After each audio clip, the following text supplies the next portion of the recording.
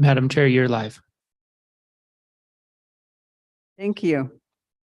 I will call this meeting of the Charter Review Commission of May 3, 2023 to order. It is 1:12 p.m. and I will ask for a roll call, please. Okay. Make sure my mic works. Okay. Commissioner Perez. Here. Commissioner Ortiz. Commissioner Deerdak. Here. Commissioner Ives. Here. Commissioner Montoya. Here. Commissioner Granillo. He will be arriving late. Commissioner Blondis. She will be arriving late. Commissioner Dixon. Present. Commissioner Long. Here. Thank you. And thank you for stepping into the role of calling our roll today. You'll get more opportunities. You're as the welcome. meeting It's moves my along. first time. Good job. Okay, next we have approval of the agenda. Is there a motion to approve the agenda? I'll make a motion to approve. Right? You can make sure that you use the microphones and they're on and you talk into them, just since we're going to have this transcribed. Okay, it's Commissioner Pettis has made the motion to approve the agenda. It has been seconded by Commissioner Ives. Is there any discussion? If not, all those in favor, please say aye. Aye. Aye. Any opposed? The agenda has been approved. Next is approval of the minutes from our last meeting of April 27, 2023. Are there any changes that anyone would like to suggest to the minutes?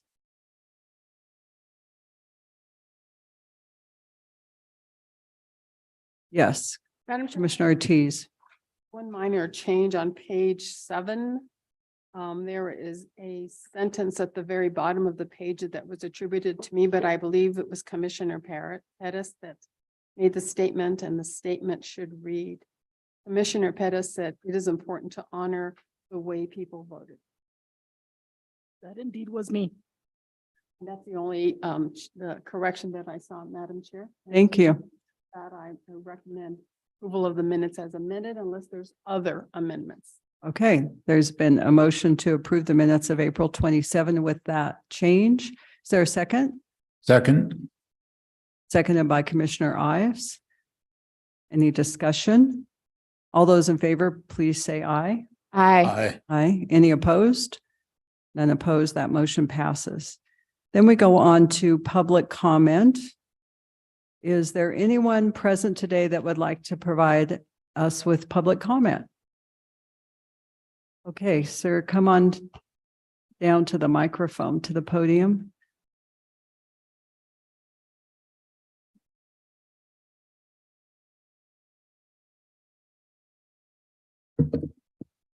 Good afternoon, Commissioners, and thank you for your work. My name is Frank Montano. I was a city councilor from 1990 through 2002, so I served 3 terms as a city councilor. I also served 2 years, or rather 8 years, as a school board member from 2005 through 2013. And really, I'm here to address a couple of issues. I do want to give a little background. As I mentioned, I did serve on the city council for 12 years, and during that 12-year period, we had a city manager, mayor, council type government. It worked very well. We had no assistant managers. We had no chiefs of staff. We had no top-heavy administration. We just had a professional city manager, professional department heads. And it worked quite well. I can tell you that during the 12 years that I was on the city council, we created a truck ban ordinance. We rewrote the general plan. We created a golf course. We created a premier recreational center out on the south side of Santa Fe, created childcare. We created a new highway on the west side of the city so that nuclear waste could be transported without going through the city streets. We created Rufina Street. We had a bond program and regularly repaved on a regular basis. We handed in our audit on time, and the audits we did have had no more than 1 or 2 findings at the most. We did that with a professional city manager. We had 9 folks. At the time the mayor had no opportunity to vote other than to break ties. And we had various types of personalities, people with varying types of philosophical takes on various types of issues. And one thing that we did provide and provided quite well, as a matter of fact, it's still providing affordable housing right now, is the Terra Contenta housing development project. Initially got off the ground because we had a lobbyist in Washington, D.C. who got us money for sewer lines and water lines so that the development itself would not have to provide for those kinds of amenities, and so that we were able to lower the price of housing for people to afford in this town. And it's still a development that's out there that is continuing to provide affordable housing. And quite frankly, perhaps the current day city council ought to follow that model. At any rate, I'm here to ask you, and I think I'm a little too late because I think by now, whatever you've discussed to this point, I understand you have one more meeting. It's going to be a Zoom meeting other than this one. And it seems to me that pretty much today you're going to vote on what you've already discussed for how long you've been at this. And it's probably pretty much what you're going to do this afternoon is a foregone conclusion. But I do want to mention that I do think that this full-time mayor form of government that was adopted during the last city charter, I did not vote for that city charter because of that. It was a huge mistake. We do not need politicians running the city. We need a professional city manager with professional department heads, people who are trained in the positions that they take up, who have experience in those positions that they take. We don't need someone who has never run a city be the chief executive officer of a city. We need professional people who know what they do, who know what they're talking about. And the reason why a city manager, mayor, council form of government worked so well was because we had 9 individuals who created policy, who made decisions on what kinds of projects the city ought to approve, made sure that we were on top of our management, making them understand that we had to have balanced budgets and that we had to have audits that were returned on time and with as few as findings as you possibly could, and that we needed to provide for the community the amenities that they wanted. We purchased a rail yard, 22 acres, and look at it today. It's a thriving part of the town. And it didn't take as long as it's taken to develop what was formerly the College of Santa Fe to develop. We actually put together a committee of citizens who decided what they wanted for that part of town, pursued it, adopted by the city council, the plan that the citizens put together. I was not personally for putting another entity in charge of the development of the property, but that's eventually what did occur, and they've done a decent job.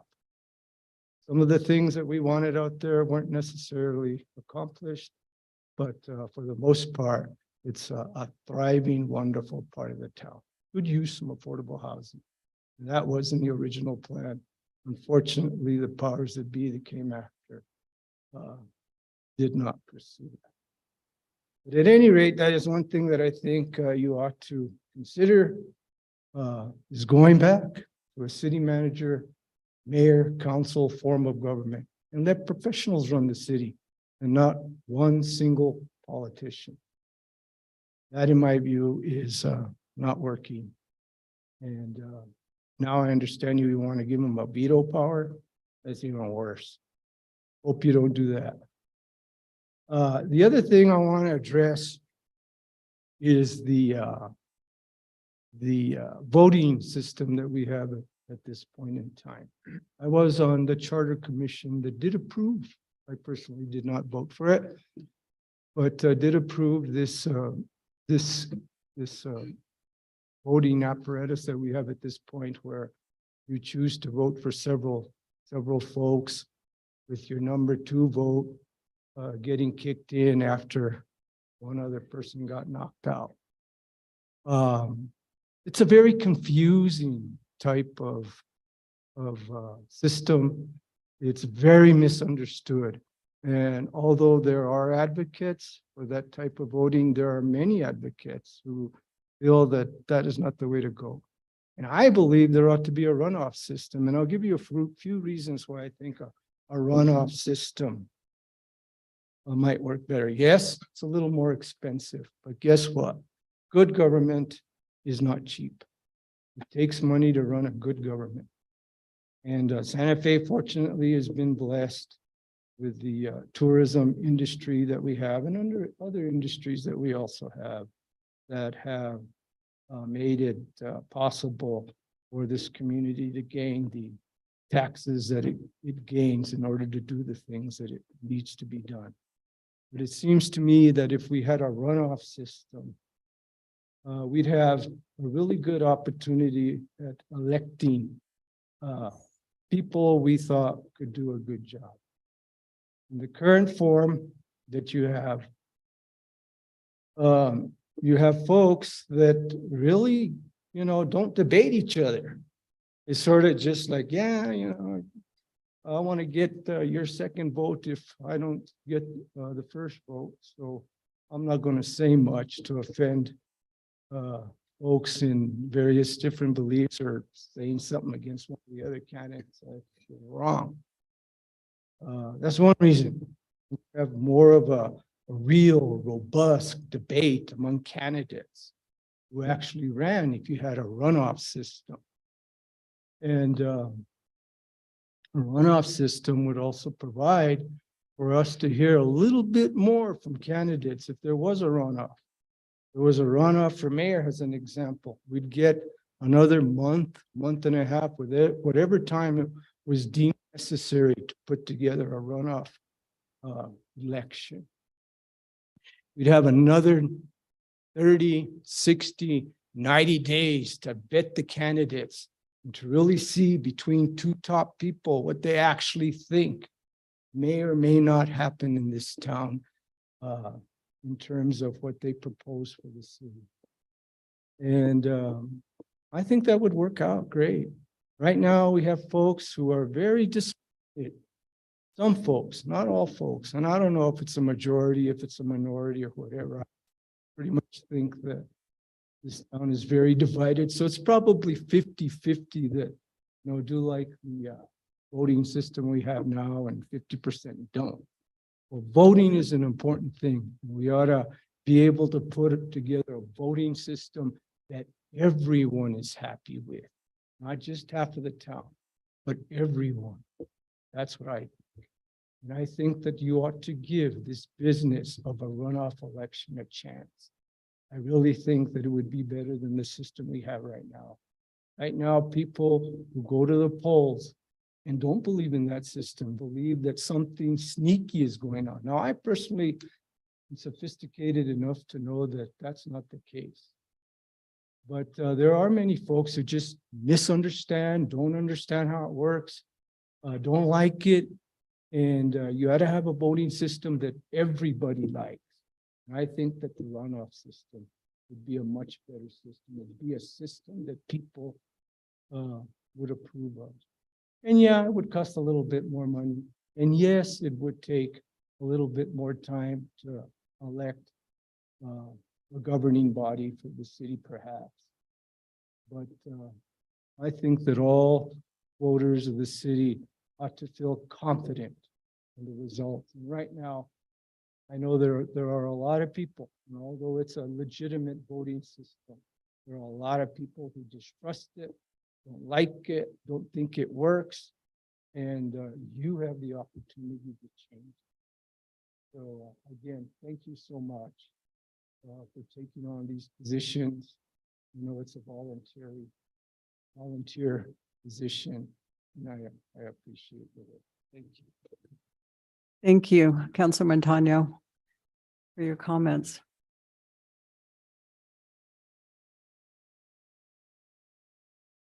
Good afternoon, Stephanie Benenato. I am a citizen in town. I am an attorney mediator and a historian, and I worked for the planning department in the city for several years. I do have also some comments which I did submit. I just want to tell you that it was somewhat difficult if you went through the portal site, you know, where it lists the agenda for the meeting and it says click here, click here. Neither of those worked for me. And I couldn't really get to, I tried to search for the Charter Commission and it really didn't come up. I really just, finally the city clerk sent me a link that worked. I also thought it was confusing because you have different subject headings that don't correspond, for example, with the numbering that you have for different proposals. And, you know, somehow I thought that should line up a little more easily.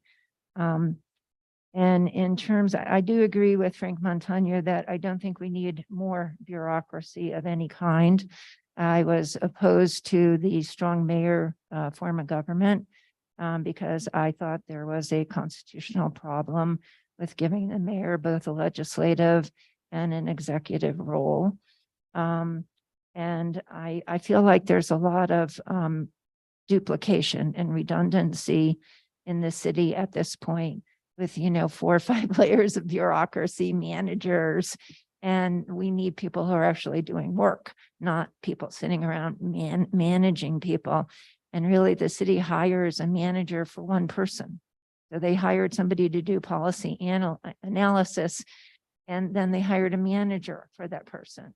That to me is, no, just inefficient. And again, a needless bureaucracy. So that is an introduction to saying that I am not in support of an Office of Diversity and Inclusion. I think that we have other or the Human Rights Commission. I think that their parameters that you have set up here are way too vague. I know it's a charter, but still it's just too vague. We've had other offices created that have really not done much given real much help to the community. And I don't know if this office will just be another revenue stream for nonprofits who are the partners, you know, the almost always partners with the city, as opposed to really helping individuals, which I think the city often ignores.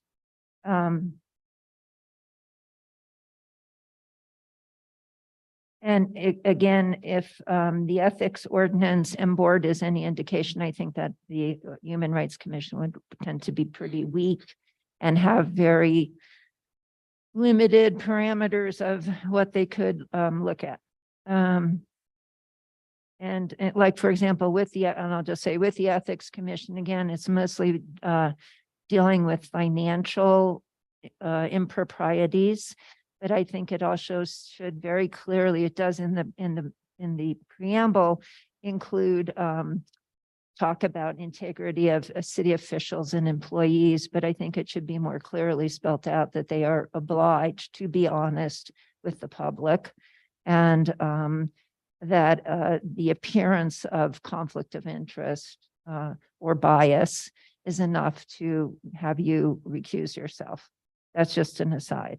The 2.08, the wording, the food, the one about agriculture, the way it is worded, it seems to me as if the city will provide the food in a sustainable manner on an ongoing forever kind of basis.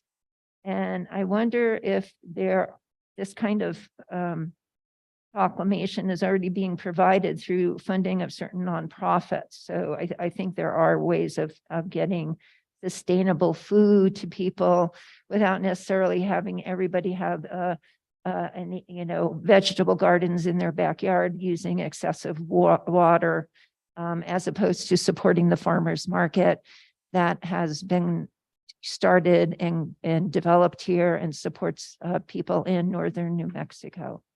And I just say that because we had some urban farming, which is kind of a semi-new concept, and there was a farm off the rail trail between, well, it was near the high school and Chavez Center. And it really, I felt like it was really overusing water and as if it was the only place that should get to use water. And I think it'll become a conflict about who gets to use water, or we start using a lot more water than we have in the past. We're sort of, again, it's a redundancy, a duplication. I mean, it's nice having green things grow in your yard, but I have given up vegetables because exactly when I'm going to harvest them, some little animal that I never see comes and eats half of whatever it is I was going to harvest. So for me, I know I'm wasting water and I've given up. Now, in terms of the Charter Commission, what you proposed, I thought it was totally reasonable. I felt like the whole process was really rushed. And I felt like it would be much more, you might get more public input if, again, you could do it at times and places that would allow different segments of the community to come. But also we're at a point where this is a rough draft of what we're going to present. Have we left anything out? Should we change some of this? Should we put in conflicting or comparative ideas so the city council could make a decision based on, more than one voice, basically? And I really think that's important. In terms of the legislative branch, I think you need to define supermajority. We're having a problem right now where at least one assistant city attorney thinks a majority of 4 is 2, that 2 is a majority of 4, excuse me. And so I would say something like 3/4 of the entire city council when you're talking about supermajority. For the city council to actually set their own salaries, it's again, it just seems very self-serving.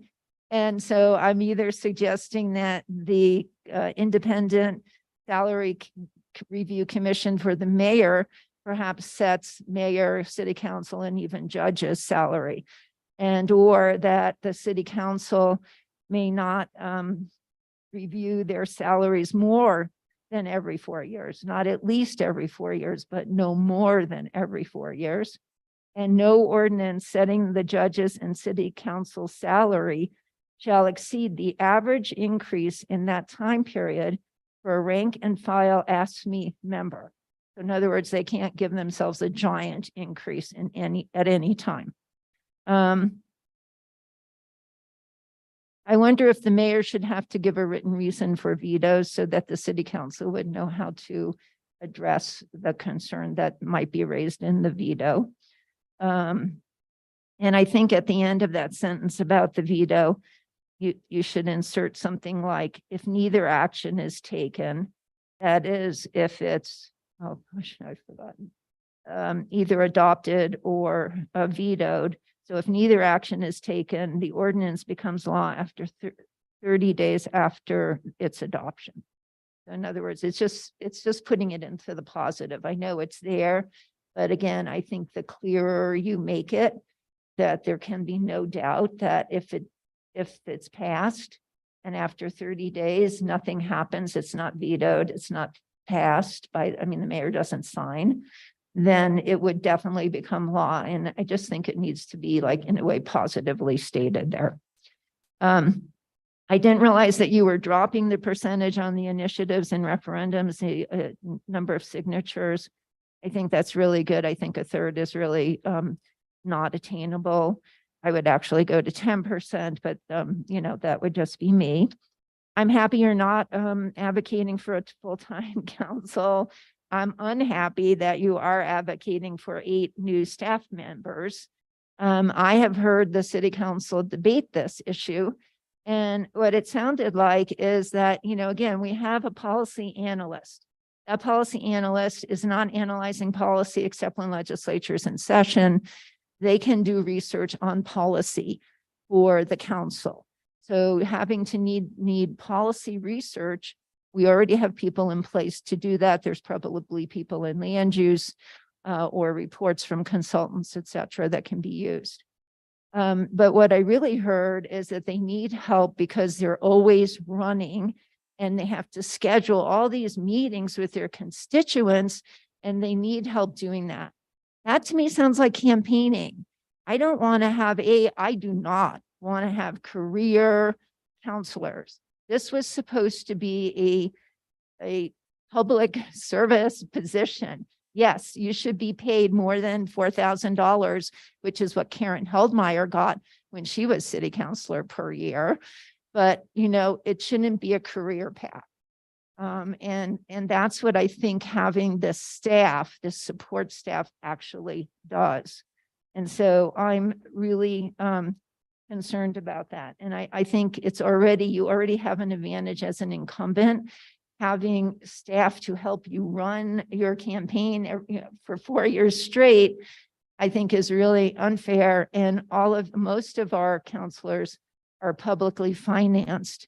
And the reason that, state and federal officials are always running is because they're not publicly financed and they have to raise money and it's incredibly expensive. So I would really urge you to rethink that. Although, as Frank Montano said, probably a little late.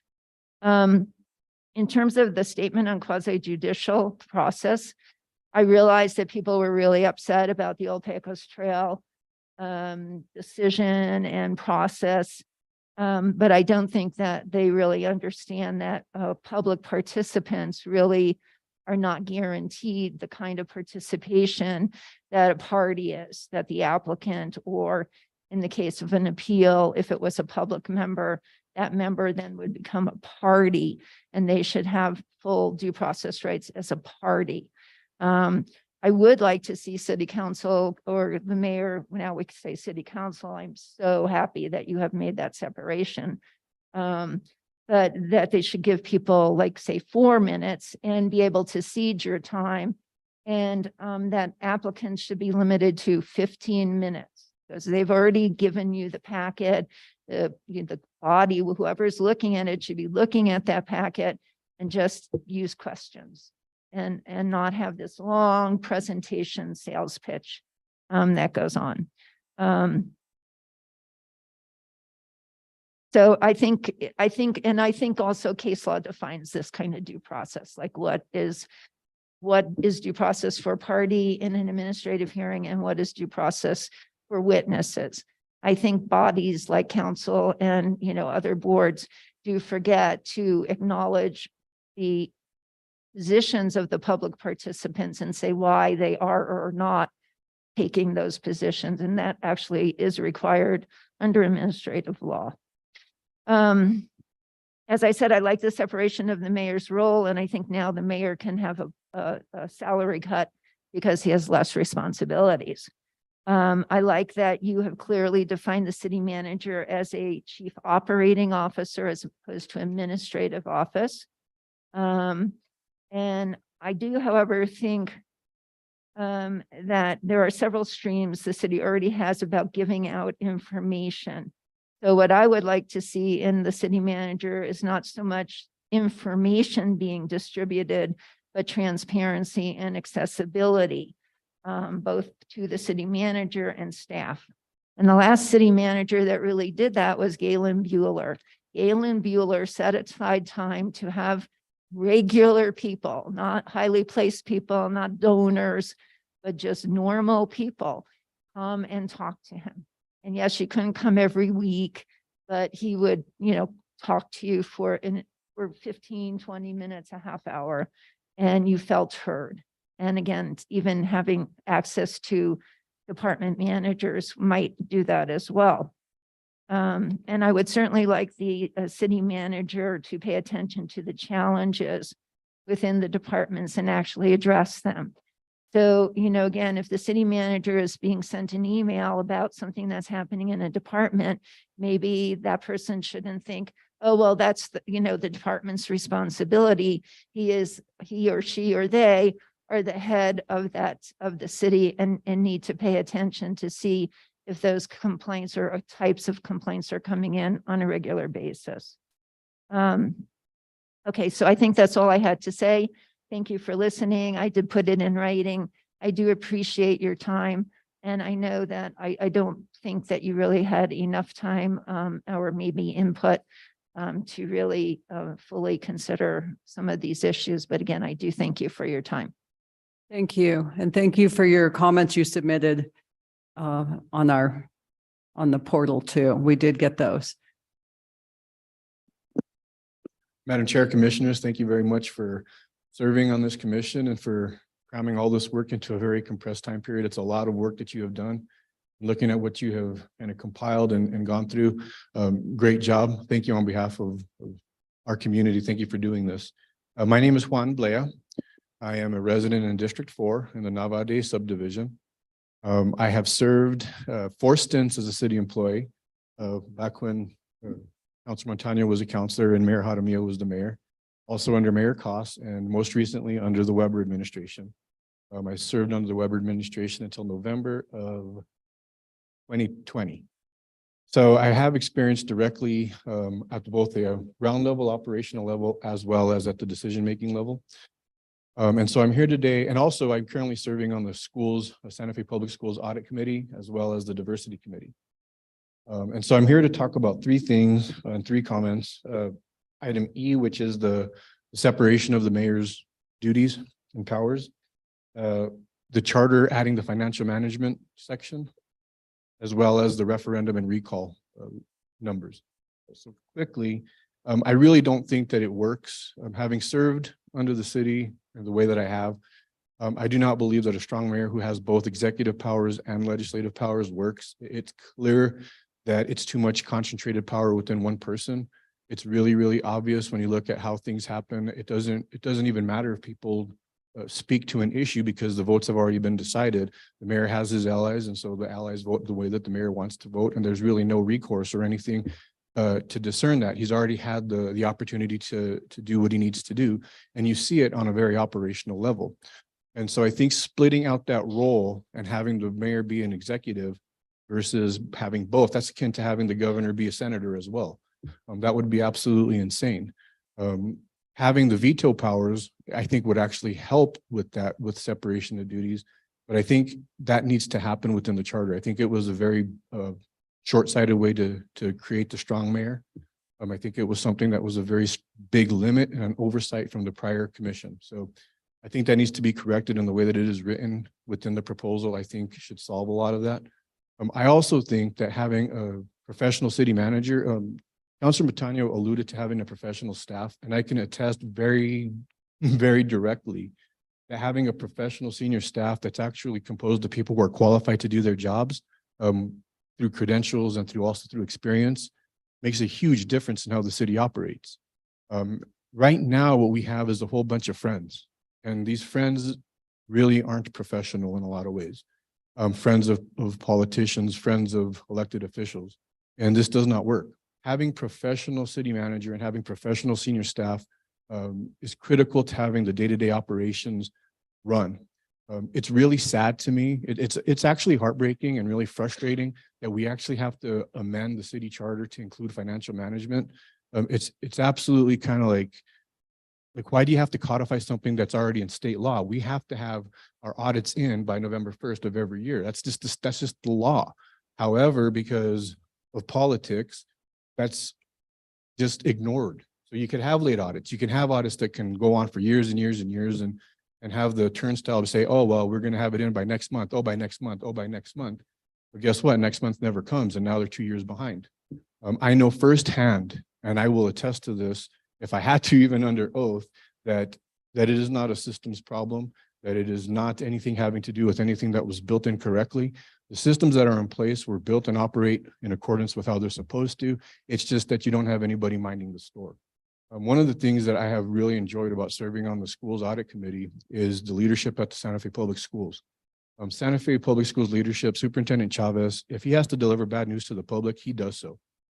He's not afraid to say, this is the way that it is, and this is how we're going to resolve it if there are problems. What I do see is that here at the city of Santa Fe, the good news and the feel good and all that kind of stuff is what's presented to the public. But underneath the curtain, you have a lot of conflicts of interest between contractors and auditors and things like that. And these are things, yes, I'm making pretty strong statements, but I do know firsthand that that's the case. Right now you have contracted out very critical functions from day-to-day operations. And I think that by codifying a financial management section within the city charter, you would force city staff to be professional per internal law. And I think that's something that's absolutely necessary, even though it's sad that it's necessary. And it's disheartening that it's necessary, that we have to write into law saying, do your jobs. But we have to do that because unfortunately, no one's minding the store right now. And I know that for a fact. So I think that those two things, I strongly advise that you propose it up. Send it up in your proposal to council. I strongly don't think it's going to happen. I don't think it's going to meet the voters. I'm taking odds in my personal life that it's actually going to get to a vote, because even if you do recommend it in your final report, I don't see council approving it, but maybe they will. Maybe I'll be wrong, and they will actually put something to the voters that makes sense. Hopefully they will, because you guys' work should not be ignored. What you guys have done should be heard and should reach the community at large.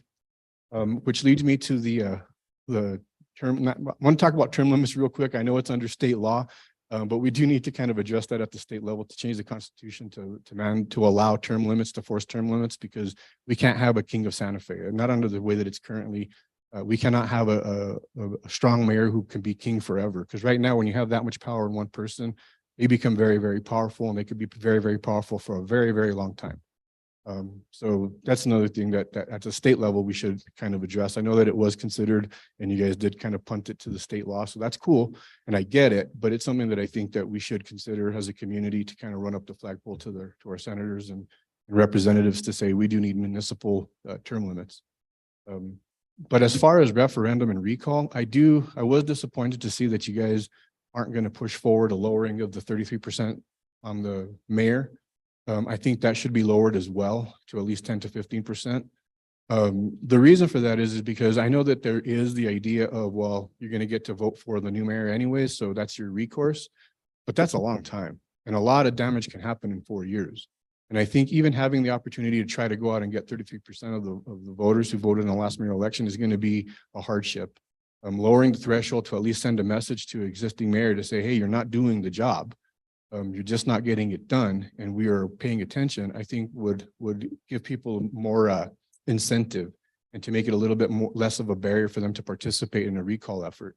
So I do think that lowering the thresholds for referendum to 10 to 15%, as stated in your proposals, would be great, but also to lower it for the mayor recall as well. That way that it removes the barrier, like I said.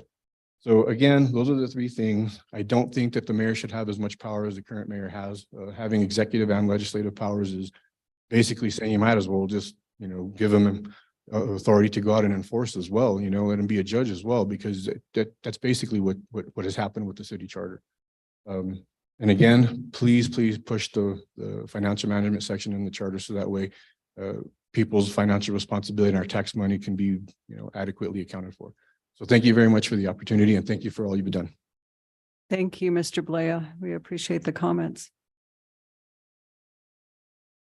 Okay, is there anyone else that wishes to provide public comment? And we'll go to Yeah. anyone on Zoom that wishes to provide a comment. Madam Chair, we have one person on Zoom. Adam Johnson, you can unmute yourself. Should be able to talk. You were very quiet. Okay. Okay, great. Is this better? Yes. that Okay. sounds- Sorry that I couldn't join you in person. Thank you, Chair Long, Commissioners.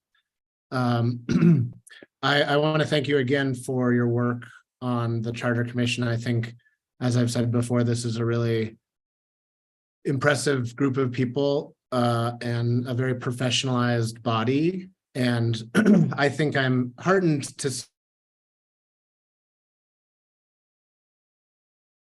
I like a lot of the other speakers, think that an extension of this process might be better for the citizens of Santa Fe because it gives them a chance to weigh in. And I was impressed by the commentary of the three speakers before me. And I think more of that is what we need. So I just want to mention that. I will say that I was at the meeting where the paper said no one was at, and I know Ms. Beninato was too. Probably one other person. So I want to correct the record on that. Thank you. I want to underscore the portal issues. The link to the city attorney's web page is not working properly. You can cut and paste it if you know how to do such a thing by finding the link.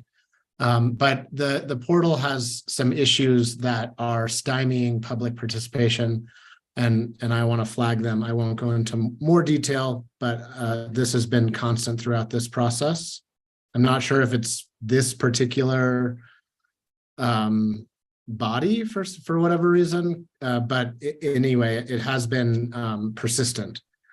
I want to say that I am pleased to see that you all appear to recommend amendment to the charter, including an inclusion of the quasi-judicial issues that I have been raising and others. So I want to applaud that.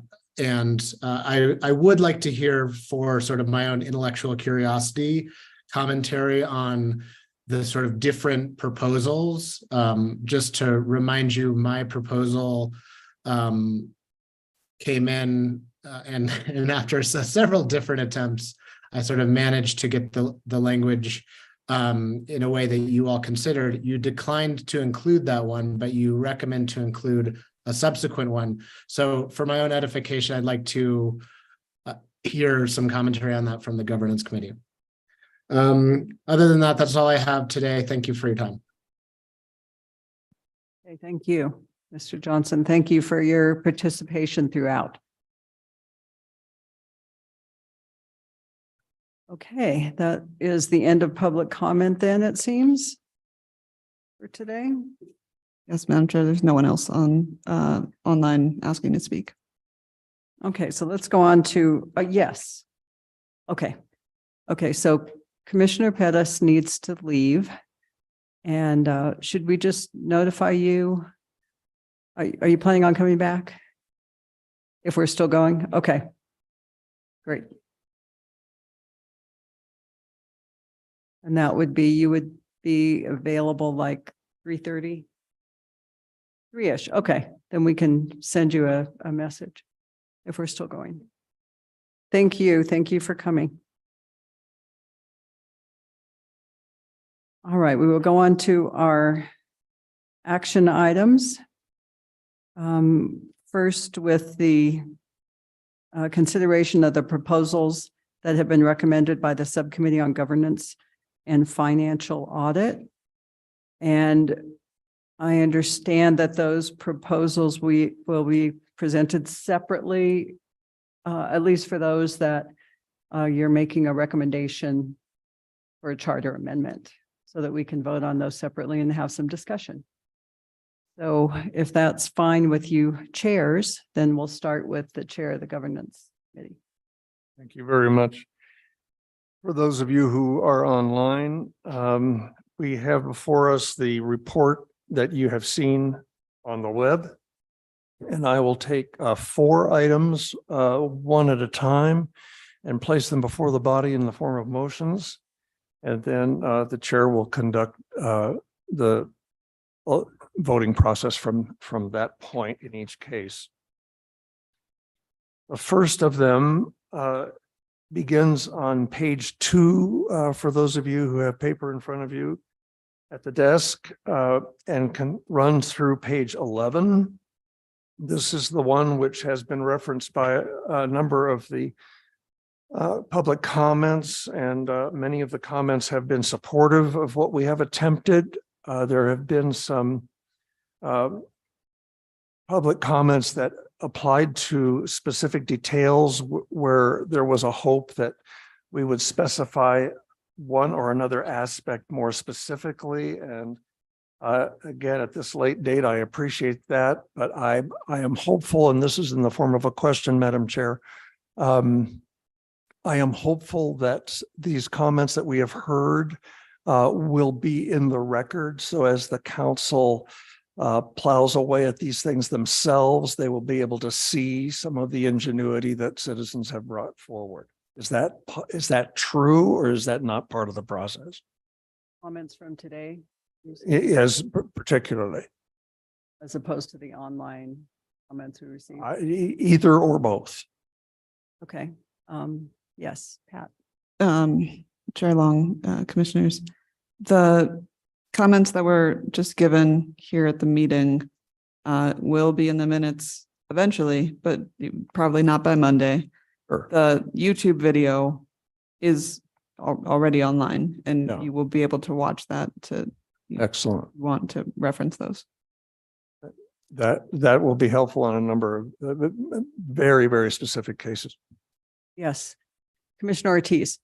Thank you, Madam Chair, and thank you, Commissioner Durdek, for mentioning that. I would like the commission to consider that we send in a timely manner whenever the minutes are available with all of the presentations today to the city council, along with all of the emailed comments. I think it's critical that the city council receives all of those and that they should be part of our formal presentation to them, because I think they're very well put and it's part of the record, and it's part of a lot of what we've considered. And I think it adds value for the city council to see perhaps why we changed midstream on something, and they could go back to the comments that were made. But I think it's key that whatever our community presented to us, either on email or the website or in meetings, are part of what we send to the city. Okay, I think we can do that for all of the online comments. That could probably be an appendix. We received some outside of the website that I think we can also include. And then we can reference comments made at meetings that would be available in the minutes or YouTube. I mean, that there were some made. I don't know that we'll lay those out, but yes, Pat. Chair Long, commissioners, I think that some of that could certainly be ready for next week for the presentation. Governing body will also need to vote on this at a different date, and we could have it ready for that. That's true. After the presentation, then they have to consider the recommendations at a meeting or more than a meeting. And so we could get them the additional information as it comes in, including the minutes. Thank you. Just for commissioners' information, I have tracked all of these carefully, and it's my belief that you will now see on our record 47 public comments. I've counted them very carefully. So with that, More than I thought. That's with that, I draw your attention to pages 2 through 11. Our subcommittee met this week already and considered public comments that had been made up until the time of that meeting.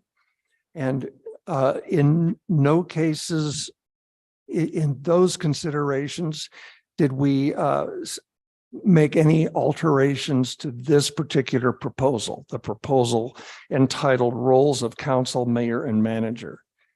Public should understand that these proposals were in light of the council having referred to us two referrals, which we combined and considered together. They had to do with separation of powers and roles. just a moment. If I can just note for the record that Commissioner Blondis has now arrived. So we can have that in a minute. All right. So, Madam Chair, I move on behalf of the subcommittee the item. It is entitled Roles of Council, Mayor, and Manager. It can be seen on pages 2 through 11 I move their reference to the council by the commission as printed. I second the motion. Okay, there's a motion by Commissioner Deardack to recommend the committee's proposal on the roles of council, mayor, and manager as it is titled, which covers 2 referrals received by the commission by the city council in their resolution. And that motion was seconded by Commissioner Ortiz. And now we will go to any discussion of the motion. I will let commissioners know that we'll take roll call votes on each item. And if you want to briefly explain your reasoning for voting one way or another, you'll have that opportunity at that point. But at this time, I'd call for any discussion on the motion. And I want to thank this subcommittee again for all of the work that you have put in, really hard work, and a lot of it, even meeting again this week after receiving comments. And we all appreciate it, as we do with the other subcommittee. Are there any questions or discussion?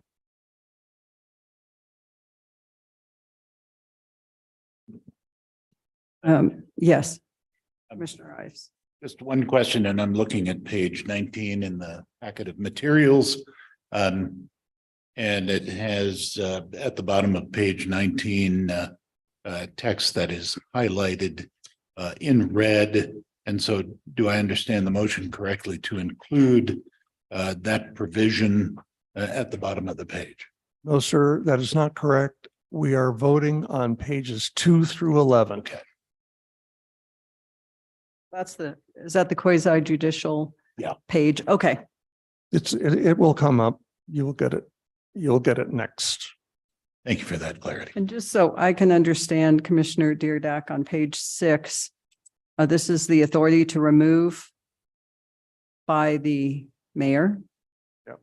And so you've got removal of the city manager with the consent of the majority of the total possible membership. Right? So you're talking about 5, and may remove the city attorney with the consent of 6. Is that what was intended? A vote of 5 for one and 6 for another? Removal? It is what we intended, because if the mayor and 5 members all agree, then 6 electeds have made that decision. And in the other case, The attorney. in the attorney, what we found in the model city charter was that other cities have had some challenges in this regard, because the city attorney acts on behalf of every organization and entity in the enterprise throughout.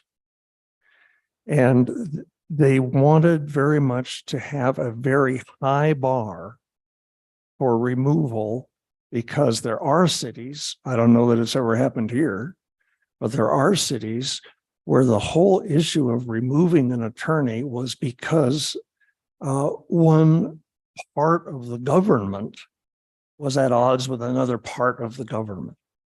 And so in order to protect the role of the independence of the attorney, they placed the bar higher than any other bar by 1. Okay. And that again, we found ourselves comparing the reality of Santa Fe, comparing the real to the ideal, and that's always a perilous thing to do. But we felt that we must in this case, because we see evidence of other cities having tied themselves into pretzels, and we don't need that. We don't need any part. Okay, thank you. Any other discussion? Yes, Commissioner Ives. Thank you, Madam Chair. And I'm looking now at page 8, which is the removal of the city manager, where it says city manager may be suspended or removed by the mayor with consent of a majority of the total possible membership of the city council at a regularly scheduled meeting or by a vote of 6 councilors at a regularly scheduled meeting. I wasn't sure, I mean, this would presumably then exclude any special meetings held for that purpose. And I'm just wondering, you know, if something rises to the level where the city manager is being contemplated being removed, presumably it's a matter of some significance and urgency. Is it, I'm begging the question, is it better to allow for that to be done also at a special meeting as well as at a regular meeting? I think what you'll find in the literature is that there's been an attempt to avoid taking such precipitous action as a matter of crisis. And so the advice is very clear that these are to happen in regularly scheduled apparatus and not especially, if that makes sense to you, sir. Yes, it does indeed. And clearly, I mean, generally the city council is meeting 2 times a month, so there's never a terribly significant delay. I just wanted to ask the question and I appreciate the response. Thank you. One other Yes. question, if I might, in terms of, we had one of our public commenters suggest that a written reason for any veto by the mayor of legislation passed by the council be provided. That's right. Welcome your thoughts on that. These are they, and if you remember, I've referred to this a couple of times in previous meetings. And the city attorney's office and I have had specific conversation about this. We as a subcommittee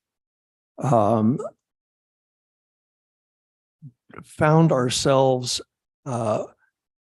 absolutely equipped to choose whether or not to include veto and override of veto in the respective roles.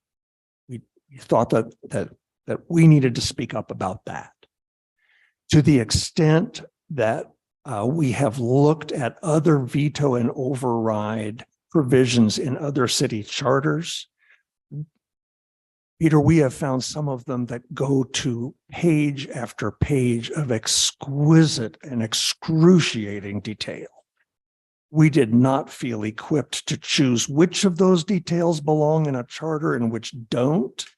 We did not feel equipped to anticipate the circumstances by which those details might become pertinent or not.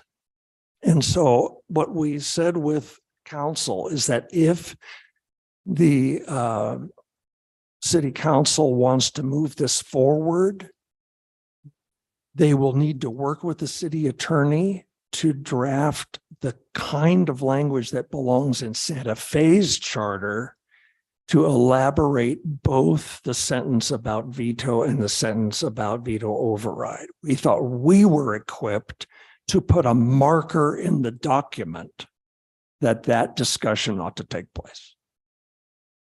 So just so I'm totally clear, it's the intent that be a specific topic taken up by the governing body when considering these proposals. They will see it in black and white. Very good. Thank you. I think, are you also saying, Commissioner Deerdak, that you would expect an implementing ordinance to come out of the charter Of course. And recommendation on this that would have that kind of detail? both could happen if that's what the council preferred, that it could have implementing ordinance, and when they forward this to the public, they can add sentences that they believe are necessary or that their attorneys explain to them would be necessary. We worked on this to the extent of our lay ability. Okay.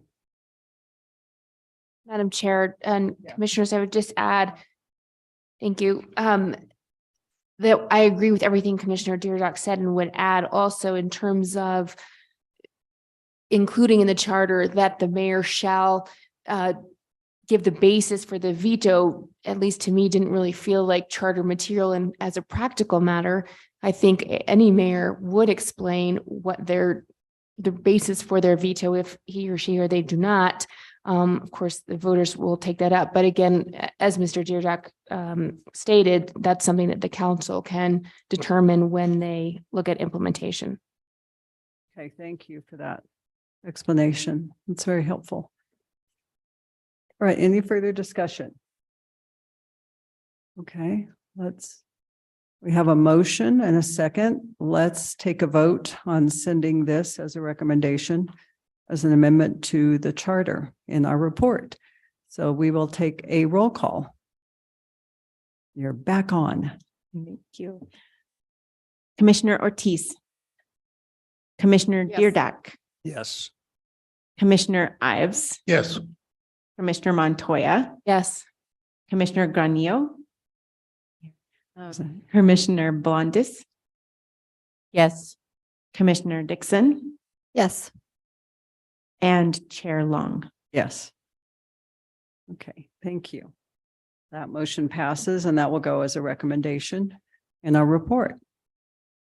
All right, I'll let you continue with your recommendations and report recommendations. The committee has a total of 4 recommendations for charter amendment. Now we turn to the second of them. It is found on pages 12 through 15. It is entitled Charter Section on Finance. And you have seen it, you have heard it described and discussed. I want to point particularly to an error we believe we found as recently as Monday. It is on page 14, and in your printed material, it appears in red.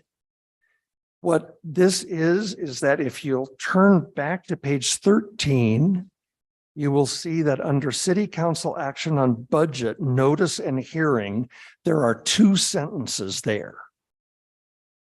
Number 1 and number 2. The structure of the document is that the material for City Council action on budget is absolutely parallel to City Council action on capital program. However, as the document went through its various evolutions into what we see in front of us, those 2 sentences, item 1 and number 2, under notice of hearing, dropped out. They vanished. And it might have been by magic or cockpit error by yours truly. I really don't know. But our committee noticed, and thanks particularly to Commissioner Ortiz, that suddenly 2 items that are designed to be in parallel were not exactly in parallel any longer. So that's why we made the correction. The correction comes to you now as part of the total motion, and we can discuss it if you like. But if indeed the council sees the need to treat these 2 sections a little bit differently, the council can take that action. It would be easier for them to take something out that they see than for them to invent it. So the motion is before you on pages 12 through 15, and I move that the charter section on finance be referred by the commission to the city council. Second motion. Chair. Okay, and a second by 2 of them, but Counselor Ortiz seconded the motion. All right, let's see if there's any discussion on this motion, this item on finance to go to the city council. I know there was a lot of work on this, a lot of input from our city attorney's office in order to make it jive with New Mexico state requirements and deadlines. So A tremendous amount of work by the office, and we're so grateful. I think we have a good product. All right, let's take a vote on this one. On the motion to the council, the Charter Commission's section on finance, which was a matter that was raised by the commission and was not in our referral ordinance specifically, resolution. Okay, let's hear what the vote is. Commissioner Ortiz, Yes. Commissioner Deardack, Yes. Commissioner Ives, Yes. Commissioner Montoya, Yes, and I will add a special thanks to Commissioner Ortiz for really bringing this and pushing this and making sure that this was part of our recommendations and educating all of us about the importance of this. Yes. Commissioner Blondis, Commissioner Dixon. Yes. And Chair Long. Yes. Okay, the motion passes. All right, you may continue. Commissioner Very Deardack. much. The third of our 4 referrals is found on page 16 through 18. Again, it comes to you as you have seen it before. We, in our meeting on Monday, did not find reasons to alter it. I appreciated the comments heard a few minutes ago in public comment. We did believe that the distinction we drew between referendum and initiative on the one hand and recall on the other was well advised, and we hear the difference of opinion. But I should also describe for you that at the end of each of these 3 sections, we found the current charter's description of how the clerk is to calculate the percentages. The current language about that is obtuse. It is impossible to discern what is meant.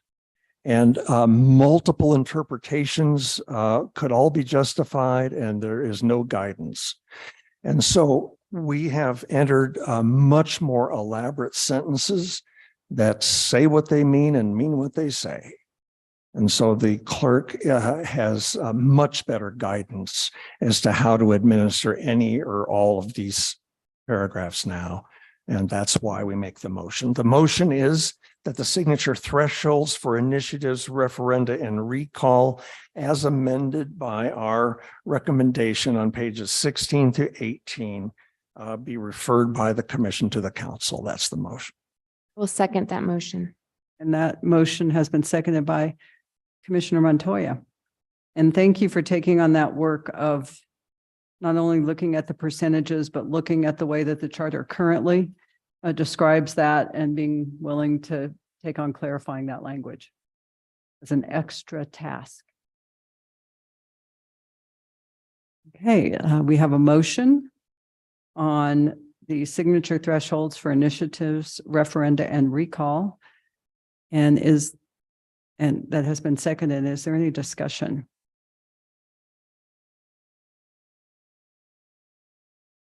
Okay. And we have our roll caller back just in the nick of time on this motion. So let's take a vote on this. I guess the recommendation is this again was a matter that was brought up by the commission and not by the council resolution, correct, Commissioner Deardack? That's correct. And we voted to consider all 3 of them, all 3 items being initiatives, referenda, and recall. And that there would be modifications for referendum and initiative, but not for recall. On the percentage. On the percentages. Required, and then the language about calculating the percentage is changed in every case. Okay, that's a good clarification. Thank you for that. All right, let's take the vote on this one. Commissioner Ortiz, Yes. Commissioner Deardack, Yes. Commissioner Ives, Yes. Commissioner Montoya, Yes. Commissioner Blondis. Yes. Commissioner Dixon. Yes. and Chair Long. Yes. Okay, that motion passes. And will be placed in our report to go on to the council. The final item from our committee for action by the council as an amendment to the charter is found on page 19. 19. This is the one having to do with quasi judicial forms of decision making by the city. Okay, I have that on, page 21, but maybe I'm looking at the wrong. The one that was I got it. on your desk when you arrived. This is one from my office. Okay, Yep. got it. So I changed the order because what we wanted to do is to put everything that is a charter amendment in a single section at the front of the report. All right. And that's what, thank you. It's the first time ever. So on page 19, you will see this item. And in response to the question raised in a public comment just moments ago, I do want to describe the difference that we discerned between the language that we had been considering for several weeks and then the language that was offered by a public commentator that we found to be superior. Here's the difference as we saw it. The language that we had looked at for quite some time enjoined the city to set as its objective an outcome of the quasi judicial meetings. The proposal that we considered as better than that is one that enjoins upon the city that the council create a process so that better outcomes may be possible. And those two are not the same thing at all. We do think it makes sense for charters to enjoin process and method. And for elected people like city councilors themselves to produce actual product and outcomes, that's a whole different story. And that's why you see all the deletions on page 19, and then you see in red what has been sent to us. And so again, Madam Chair, the due process when functioning in quasi judicial form is a referral from the commission to the city council, and I so move. Page 19. There a second to that motion? I will second it. Okay, seconded by Commissioner Montoya. Okay, it seems that the proposal that the committee looked, closely at the two proposals received and is proposing the one that is contained on page 19. And the other proposal that you described that we heard about today, it seems like your proposal encompasses a lot of those concerns, right? And that prior comment that we've been hearing about, but was just expressed in more of a process manner is what you're saying than an outcome. Exactly. Yes. Commissioner Ortiz. Madam Chair, just a clarification, after we voted and this moves forward, which I'm assuming it will. When this goes to the councilors, we will not be showing all of the lined out items, correct? When it goes to city council, what they're going to see is first paragraph and the last paragraph, because that's what we're voting on. That's correct. I just want to make sure it's clear what we are sending forth, because our other three motions, our other three pieces only show language that is part of the recommendation, and this one shows striked out language that is struck out. So I'm just making sure that. Yes, because this is just for our use to show what the previous proposal was, but there would be no reason to show the council that because that hasn't been proposed to them. And this is a brand new area of the charter, so we're not redrafting any language within the charter. It'll be a brand new section. If I may, all of that is true. I would remind you, however, that we have yet to discuss exactly the form and appearance of our transmittal. And we've already said that we wanted to include some appendices. For instance, the public comments. We just discussed that 20 minutes ago. I think we could discuss whether to accompany our report with a thorough, carefully accurate red line version, so that as the discussion moves forward, counselors can see what was considered at any point and not forwarded to them. I don't want to necessarily preclude the possibility that seeing red line material might be helpful to them if it's helpful to them. I don't know that it is. I think so, so long as it's explained. Because, and, you know, we can talk about that at the end of the meeting, but Fair enough. I think that's a fair comment. We're going to have time constraints. Obviously, this report has to be done in a couple of days. So that could impact what we can include as well. Yes, Commissioner Ortiz. On that, redlining existing charter language makes sense. This is not existing charter I language. see. And so I believe by sending that forward as lined out, it confused the issue. Yeah. But yes, we can have this conversation later. This is a different situation than redlining exists.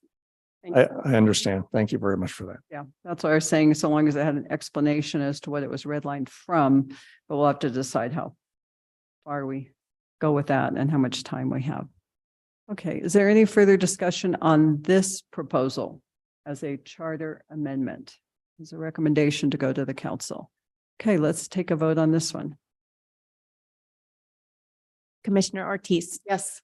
Commissioner Deardat, Yes. Commissioner Ives, Yes. Commissioner Montoya, Yes. Commissioner Blondis. Yes. Commissioner Dixon, Yes. Chair Long. Yes. Madam Chair, I have two more motions. Yes. Go ahead. We, in considering some of the referrals that we received from the city council, we just discussed them. We compared what other judicatories do. We, in some cases, tried some possible language as a means for considering and trying to anticipate consequences. I'm looking at pages 20 and 21. In these cases, we discovered that in our deliberation, we think that there are some things that council can do that do not require amendment at all to the charter, but we did not want our discussion of these items to simply never see the light of day. And so what we did is we make them as recommendations for the council's own consideration, not for charter amendment. There are two of them. One of them pertains to full-time counselors. The other pertains to sunset of boards and commissions. The city has an immense number of boards and commissions, some of which are active, some of which are not. And so we have a view of that and want to communicate to the council that view. So without taking them separately, I move that the commission forward recommendations for non-charter action as printed on pages 20 and 21 to the city council. Is there a second to that motion? I will second. Okay, Commissioner Montoya. Let me ask you on the full-time counselor as part of this motion. It was an item referred to us by the city council. So am I understanding the recommendation to be that counselors should not be full-time? Correct. Okay. Oh, I see. Add staff, but keep part-time counselors. Got it. Okay. All right. Is there any other discussion of the motion? Yes, Commissioner Ortiz. I don't have a discussion on the motion. I agree with the motion, but I did hear some comment this earlier today, which to me made a lot of sense and just a clarifying kind of information, because this is not being recommended to be placed in the charter. I think I would like us to consider adding a little bit more language regarding the recommendation. And I'm referring to the comment that was made that these positions that could be converted from current existing FTE within the budget, not being created elsewhere, should only be used for purposes of city analysis or policy recommendations and not campaign activity. I think that's really important, and I really value the comment that was made because that's clearly what this should be looked at. And I would ask the commission to consider adding language that would say, a recommendation says add one staff person assigned to each counselor. And if we add language that would say for purposes of city analysis or policy initiatives and not campaign related activities, I think that would be very clear as to what our intent is. And it would, I think, alleviate concerns that the community has that we are using city staff for purposes that are not city activities. If I may, that sounds like a constructive amendment to the motion. And Madam Chair, if you would take that as a proposed amendment to the motion and let us vote to include that in the motion, and then we can go further. I will second the friendly amendment before we proceed to the vote. Okay. I took some notes on that language so we can include that in the report. Excuse me. I think the report would be clearer if you take two votes. If you vote to amend the motion, and when the motion has been perfected by the amendment, then we vote on the motion as perfected. Okay. Let's take a motion on the amendment. I That's it. appreciate that. Okay, so on Councillor Ortiz's recommendation to amend the motion to make it clear that the staff person that is being recommended for the counselors performs city analysis and policy functions and not campaign activities for the counselor. Okay, is there a second to that motion? I will second that motion. Okay, let's take a roll call on that motion to amend that in the recommendation. Commissioner Ortiz, Yes. Commissioner Deardack, Yes. Commissioner Ives, Yes. Commissioner Montoya, Yes. Commissioner Blondes. Yes. Commissioner Dixon. Yes. And Chair Long. Yes. Okay, Now the main No. motion. well, pardon me? Now the main motion. So now we will take a vote on the motion, which was made by Commissioner Deardack and seconded by Commissioner Montoya on these two items, which is the full-time counselor recommendation, as well as the boards and commissions recommendation. That would be non-charter items, but would be in our report. Let's take a vote on that. Commissioner Ortiz, Yes. Commissioner Deardack, Yes. Commissioner Ives, Yes. Commissioner Montoya, Yes. Commissioner Blondes. Yes. Commissioner Dixon. Yes. And Chair Long. Yes. Okay, You all will be happy to know that we have come to the ultimate of our many proposals. We're now looking at pages 22 through 24. We felt an obligation to respond to the referrals that have come to us. In a few cases, we studied the matter, we reviewed them carefully, and we decided that it is imprudent to modify the charter with regard to them. In one case, we believe that the future of Santa Fe may get Santa Fe to the point where it needs to be considered, but that it is that point has not been arrived as yet. In the other cases, we believed that what was being contemplated would be not in the best interest of the city. And so we recommend that the action being considered not be taken.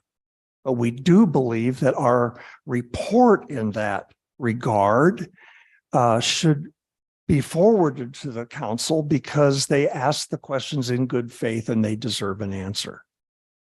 So the motion is that the material on pages 22 to 24. Is it 25? I've got 25 on term limits. 25, I'm sorry, you're right. 22 to 25, my mistake. That items on pages 2 through 25, number of districts and councilors, at-large council member, councilors who lose mayoral election, and term limits, that those recommendations be forwarded as part of the commission's report to the council. That is my motion. Okay, is there a second to the motion? Second. Seconded by Commissioner Montoya. And again, these are items that are being recommended as non-charter amendments, but there's some commentary and especially on the number of districts and councilors and some reasoning why the others are not recommended for charter amendments. Okay. Is there any discussion on this motion? On these 4 items? Okay, let's take a vote on this motion. Commissioner Ortiz. Commissioner Deardock, Yes. Commissioner Ives, Yes. Commissioner Montoya, Yes. Commissioner Blondis, Yes. Commissioner Dixon, Yes. and Chair Long. Yes. Motion passes. Madam Chair, that concludes our report. Thank you very much. I think that was well organized and well thought through, and we appreciate that effort and following it through. Okay, now we will go on to the proposals by the Subcommittee on Human Rights and Social Issues, and I will turn it over to the chair, Commissioner Ives, with the first item on whether this item was referred to us by the City Council, whether the human and civil rights policy statement should be more specific with regard to the breadth of required protections and or the manner in which such rights should be protected. Thank you, Madam Chair. As everyone on the commission is aware, we have proposed that in, if you will, strengthening human rights within the city, that a City Human Rights Commission be formed, which would be capable of addressing issues relating to human and civil rights within our city. This seemed an appropriate measure to create at this level a commission to consider such issues given their significance locally, regionally, nationally, and around the world.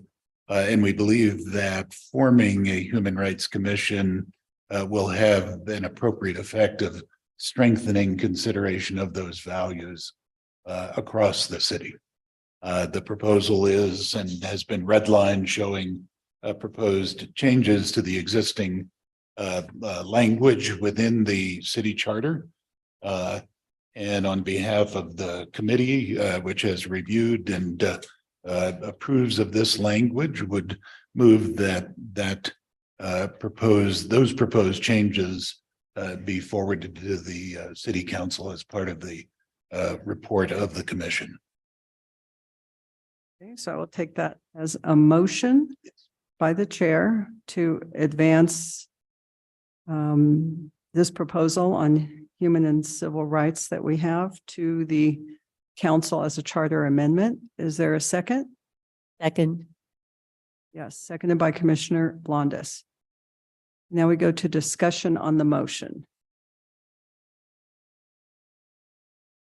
Is there any discussion? I know that you have some supporting materials that we could also submit with this. Yes, and with regards to each one of our proposals, those supporting materials, we would certainly recommend to be forwarded on to the council as well. And as part of this proposal is the directive, right, to establish an Office of Equity and Inclusion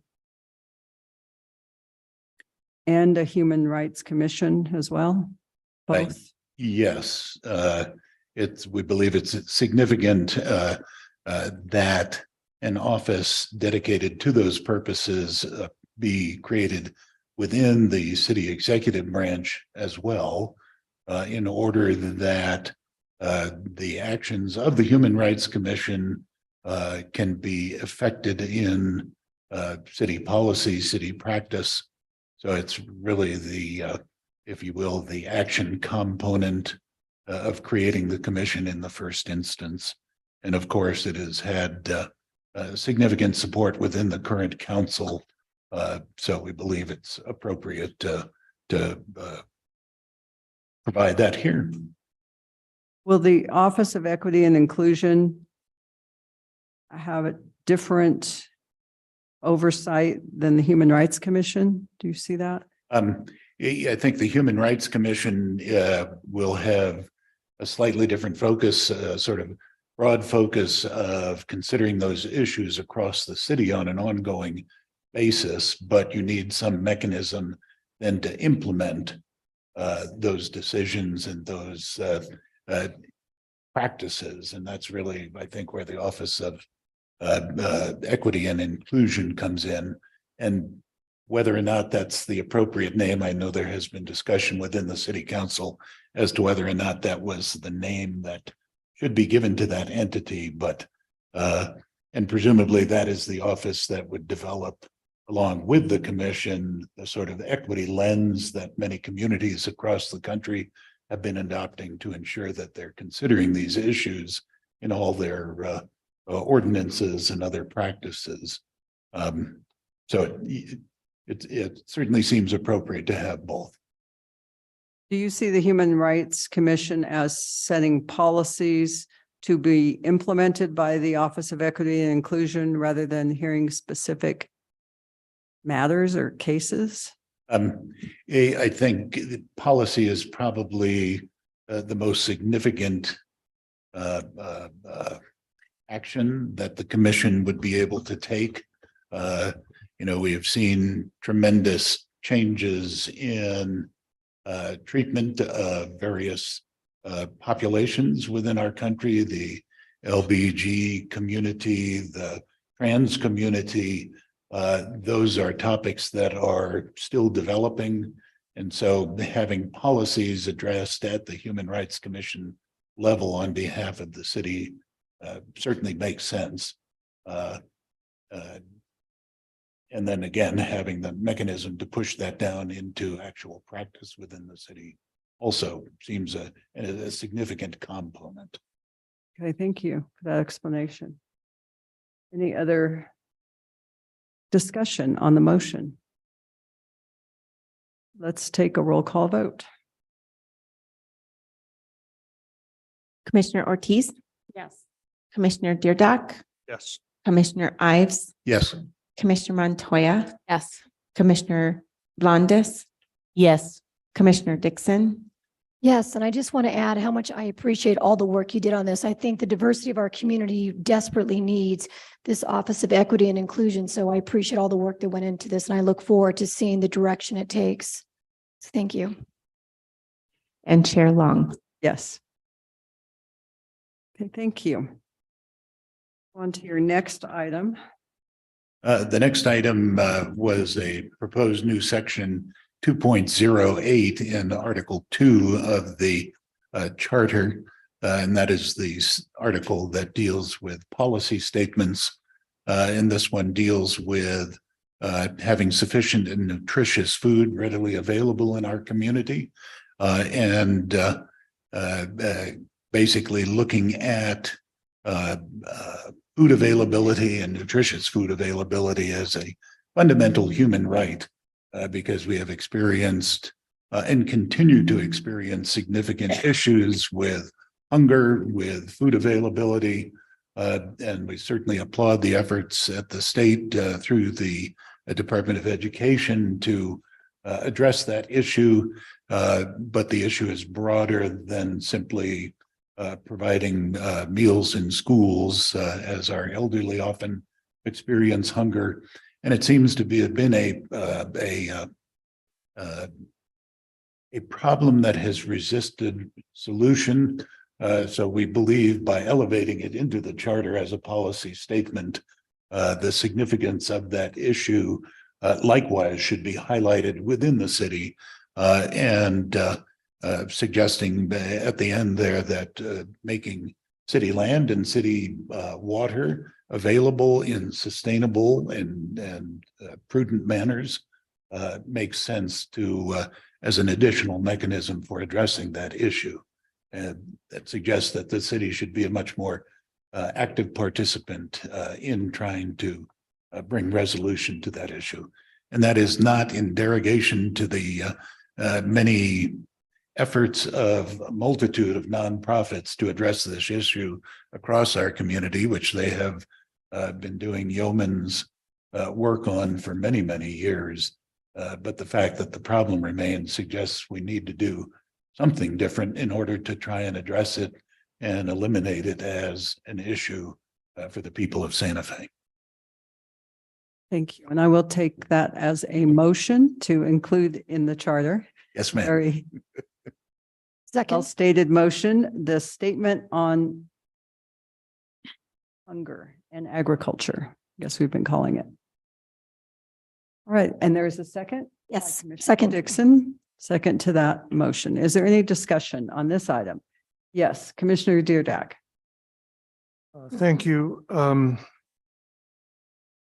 I am still grateful, as I was at our last meeting, that when I raised a concern about how a city can have these kinds of instructions given to it, can have unintended consequences. And you, I believe, modified the final sentence in that regard. Is what we're seeing on the page now, the text that you read to us in the last meeting having been changed? Did the changes appear before us today? We did not see it in writing last meeting. You read it to us, and I'm concerned about whether or not this is what you read. It had been my presumption that the city had incorporated those changes into what was being presented today. It was certainly with the direction that that happened, but I honestly, as I look at it, it looks that like that may not be the case, because I had redlined that in my notes. That's a concern. Yeah. Let me go a little further, however. As I heard the discussion of this over the period of now months, it seemed to me that my misgivings may be unique. I honestly don't know. I don't know. You may very well have a very strong majority vote already on this. I really don't know. I'm sorry to say that that majority will have to exempt me. I'm with all reluctance, I'm prepared to vote no on this one. Here are my reasons. I already expressed one, and you were very helpful in making the modifications that would have alleviated. And because of that, if this is to pass, and it could very well, I will feel satisfaction that it is a better motion than it would have been if it had not been modified. However, in your remarks just now, you echoed what I have been thinking from the beginning, that very well-intentioned people have given their lives for years to feed the people who need to be fed. Boy, have they ever. And the problem persists. Doing something different is the way out of this dilemma. It really seems to me that the way in which your proposal is more of the same is that all of the attempts, including those in which I dedicated myself, much to my dismay, were output managed. They were determined on how much food we can put into a place where there's insufficient food, how much output. Until we transfer nutrition deficits into outcome management, we will not make progress. And so it seems to me that the hungry of the world are not helped when we persist in doing things as we have always done them, not improving the problem. And so I think we do our council a disservice when we ask them to do more of the same. We do hungry people a disservice when we ask them to survive their grievous poverty more rather than eliminating poverty, for instance. And so with all of that, I am doubtful that the charter needs another programmatic paragraph. I know that we have not decided to ask the council to put to the voters the elimination of any of the programmatic paragraphs are already there, but the ones that are already there were voted for by the citizens. And so I'm not going to try to push that rope backwards. But adding another programmatic one where it seems to me that the industry as a whole has proven that the programmatics we use do not meet the need. They've proven it again and again. I am very hopeful that we will get this right, because I know of research being done today about completely different ways to do this, and I am very hopeful for its outcome. But until somebody in all of New Mexico embraces that work and moves that work into our state, we will not make the progress that hungry people deserve. So with all reluctance, Madam Chair, I intend to vote no on this one. Okay, Commissioner Ortiz. Thank you, Madam Chair. We approved the minutes, and in the minutes, there was a sentence that talked about Commissioner Ives changing the word in this particular document, shall, I think to may, or maybe it was should. Either way, he was moving it from mandatory to permissive. Yeah, and I've got The minutes. I've got the language here, whatever I brought with me, that I think was probably on our website is different than the packet. And I can read that if you would like. But it does say to ensure that all in Santa Fe are well fed and not experience prolonged hunger or lack of nutritious food. This is at the end of it. Our city government shall take those steps necessary to provide our community with adequate food resources in a sustainable manner that promotes the local production of food and the wise and conservation-minded use of water, which is different than the printed one, I think, that was before you today. So I think this is probably the changed one, and I can ask Commissioner Ives to look at it. Actually, Madam Chair, I have them both, and the language is the same. The key word that needed to be changed is the word shall.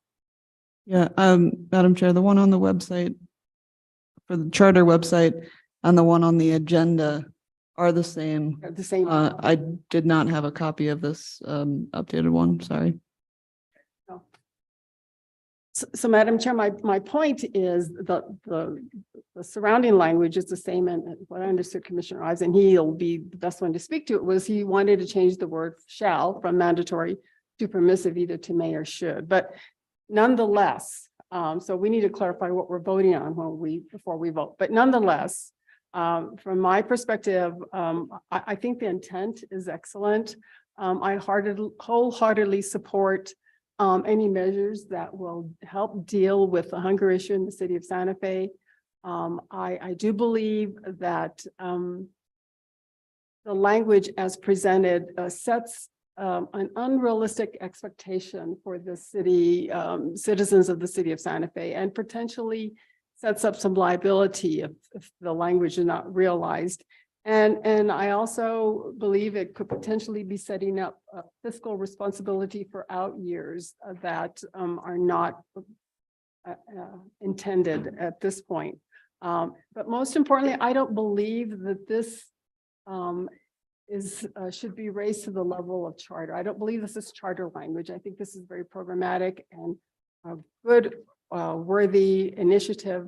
But I also will be voting against this because I do not believe it should be part of the charter. Now, if we wanted to have it sent as a recommendation to be looked at to the city councilors, as we have done some others and not included in the charter language, I could support that. But presented as it is, whether the key word is shall or may, whether it's permissive or mandatory, either way, I don't believe this should be charter language, and I will be voting against it as well. Chair Long, Yes. yeah, follow up. I think our subcommittee has spent so much time together that we tend to now agree on lots of things.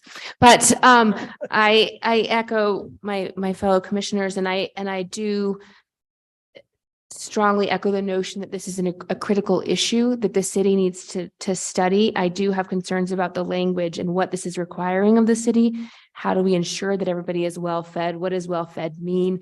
And and not experiencing, and what does the city supposed to do? And they shall take those steps necessary to provide adequate food and resources in a sustainable manner. What does that mean? So there's a lot. I feel like this maybe could have benefited from more discussion with all of us together, but I think it's an important goal.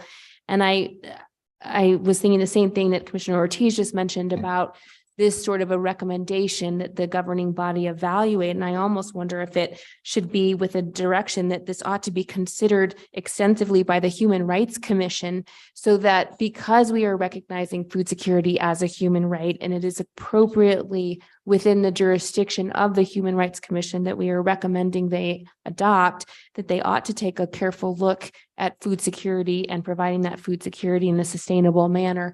And that would be a great beginning for that commission. Okay, I would like to note that Commissioner Granillo has arrived to our meeting. Thank you. Thank you, Madam. Hope your Sorry speech for- went well. Yes.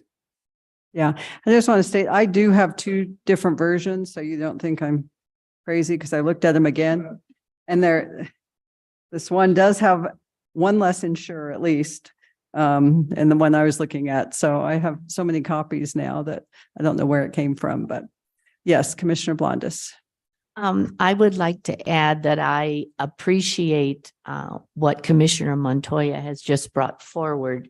As I was listening to the rebuttal to the statement about providing food and the city's responsibility, it occurred to me that a Human Rights Commission would be a good oversight group that could move this forward, and maybe even more specifically, because while this is very generalized, I think a commission sitting and looking at the issue and exploring possible ways to meet the need would serve very well, and there would actually be action taken. Thank you.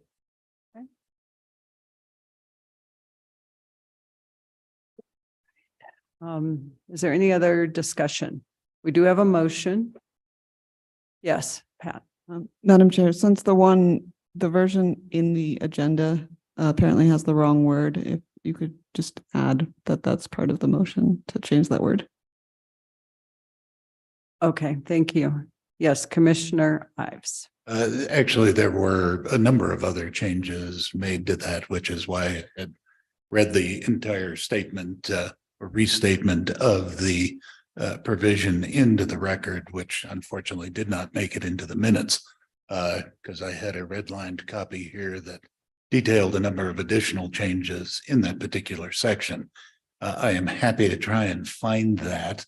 And I'm going to suggest that it might be appropriate to table that so I can at least find that and make sure we know what we are being asked to vote on. So Okay, maybe we should, when we've been at it for 2 hours, maybe we should just take a break. Because we only have 2 other items and they're both your committee, so we're going to need you for that. So why don't we just take a 10-minute break? And we'll be back to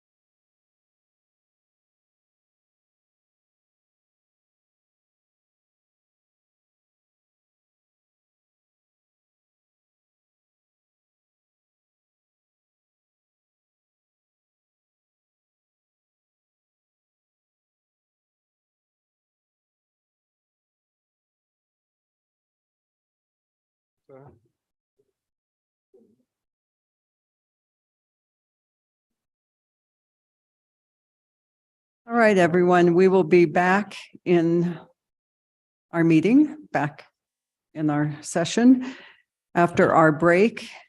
And I will ask Commissioner Ives, who has done some research on his proposal or the proposal of the committee, to read what the proposal should say.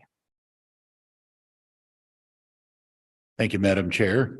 Reviewing the YouTube capture of our last meeting, the provision was modified so that the last sentence read as follows. And this is the sentence that begins when to ensure that all in Santa Fe. So with the modifications, it was working to ensure that all in Santa Fe are well fed and not experiencing prolonged hunger or lack of nutritious food, our city government should undertake efforts to ensure that our community has adequate food resources made available in a sustainable manner that promotes the local production of food and the wise and conservation-minded use of water and city land. And that certainly, I mean, the statement does deal with output issues because scarcity at price points that make food available is obviously a significant portion of what creates hunger in the first instance. The city's participation or more active participation utilizing city land and water certainly has an opportunity to, in the end, lower the cost of producing food in ways that make it more readily available to all within our community. I mean, it does certainly provide for the intended outcomes, which are that the people of Santa Fe have nutritious food readily available so that they do not experience significant or prolonged hunger.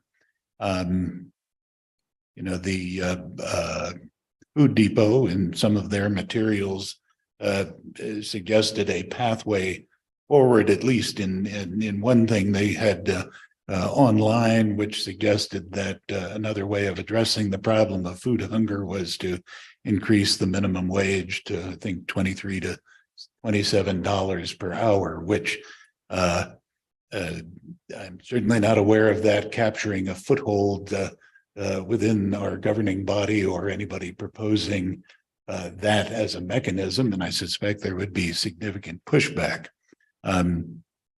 This provides an opportunity to direct the city towards using those resources which are readily available to it in a way that heightens the city's sustainability, which has always been a goal of mine. For anybody who knows the various campaigns I ran, they were always based on trying to create a more sustainable Santa Fe. So increasing our capacity to actually produce food and control the pricing of that food, which I think both are within the parameters of this particular provision that the Human Rights and Social Issues Committee brought forward. It does provide a new mechanism for trying to solve this problem within our community, as well as highlighting the fact that it is the city's desire and intent that nutritious food be available so that our citizens don't go hungry and don't face hunger. And, you know, you'll never solve that on a day-to-day basis, but avoiding prolonged hunger and making sure that nutritious food is readily available. So from my perspective, this is something that is certainly worthy of the charter. It certainly is something worthy of allowing the citizens of Santa Fe to weigh in on as a significant social issue within our community, which is why in the end, the committee brought it forward. Appreciate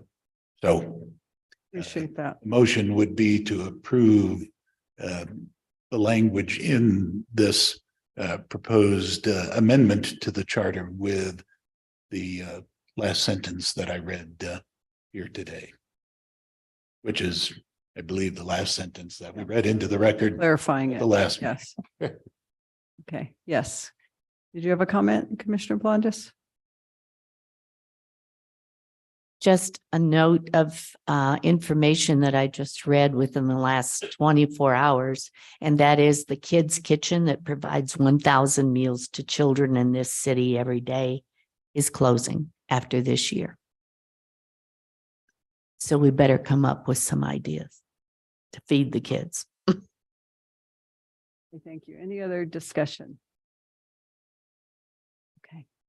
All right, let's take a vote on this. Yes. Commissioner Ortiz. Motion, Madam Chair, because the first motion was for the copy we had in front of us, and Commissioner I just restated the sentence. We took a vote on the last amendment, and then we voted on the full measure.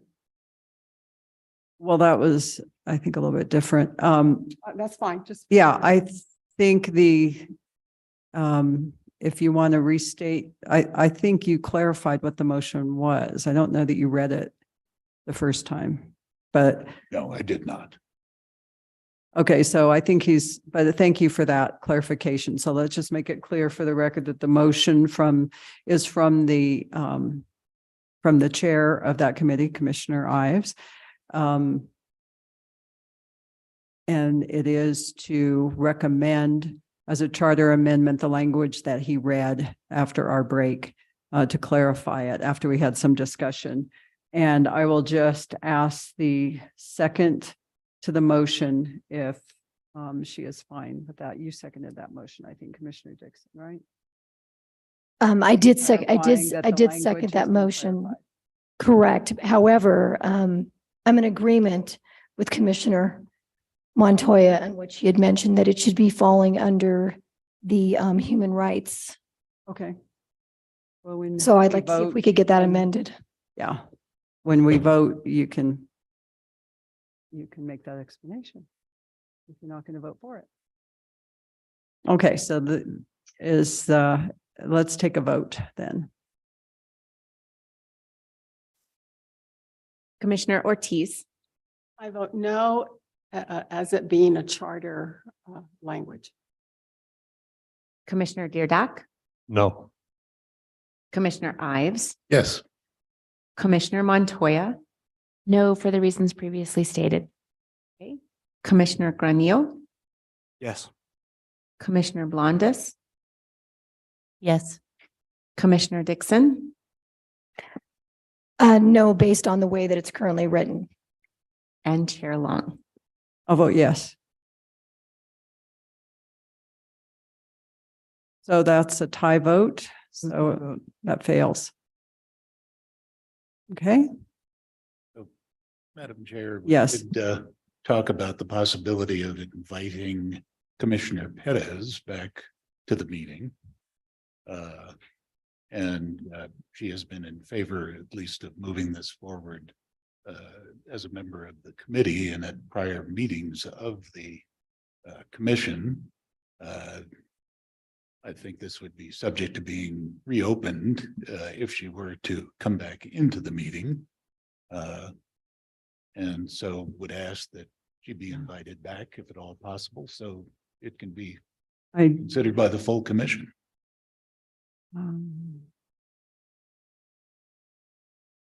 okay, I have a message from her. Just got home. So assuming not necessary to head over, would get me there at 3:20. Because I told her would be done probably in about 30 minutes, but why don't we just see if she can come back? But we might be done with the meeting. Chair Long, could you call her, put her on speaker and take a vote that way? I have to ask Pat about that. Chair Long, the vote has been taken. If we wanted to reconsider and take another vote, she could join on Zoom. That is a option. Okay, Madam Chair, yes, the process for reconsideration is someone in the minority has to bring up the motion to vote again, correct? in the majority. And there isn't one. So the process does not work for us, is what I'm getting at. Is that correct? You could follow that process if someone wanted to make that suggestion. So we have no protocol, basically, then. Robert's rules would allow someone that voted. Yes, we are against it to following bring that. up the Motion.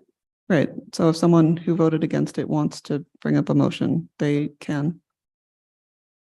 So Madam Chair, just in respect for Commissioner today, she worked really hard on both committees and I appreciate that. I, voting in the minority, would have no problem bringing up the idea to get her on Zoom and vote again. But I would also ask us to consider moving it forward as a recommendation and not a chartered language. And having that discussion again Okay. with Commissioner Perea joining us. I think that's fair and honors her time working on this, as well as everyone else, not that the rest of you didn't work hard on it. Well, I make the motion that we reconsider this item for a future motion and additional discussion. A second. A motion to reconsider has been made, this vote, and seconded by Commissioner Montoya. Okay, let's take a roll call on that. Commissioner Ortiz, Yes. Commissioner Deardock, Yes. Commissioner Ives, Yes. Commissioner Montoya, Yes. Commissioner Granillo, Yes. Commissioner Blondes, Yes. Commissioner Dixon, Yes. and Chair Long. Yes. Okay, and yes, Commissioner Pettis has said that Zoom would be better. She can get here quicker. If Pat, if you could just share the link with her. Do you want her email? Okay. All right, then,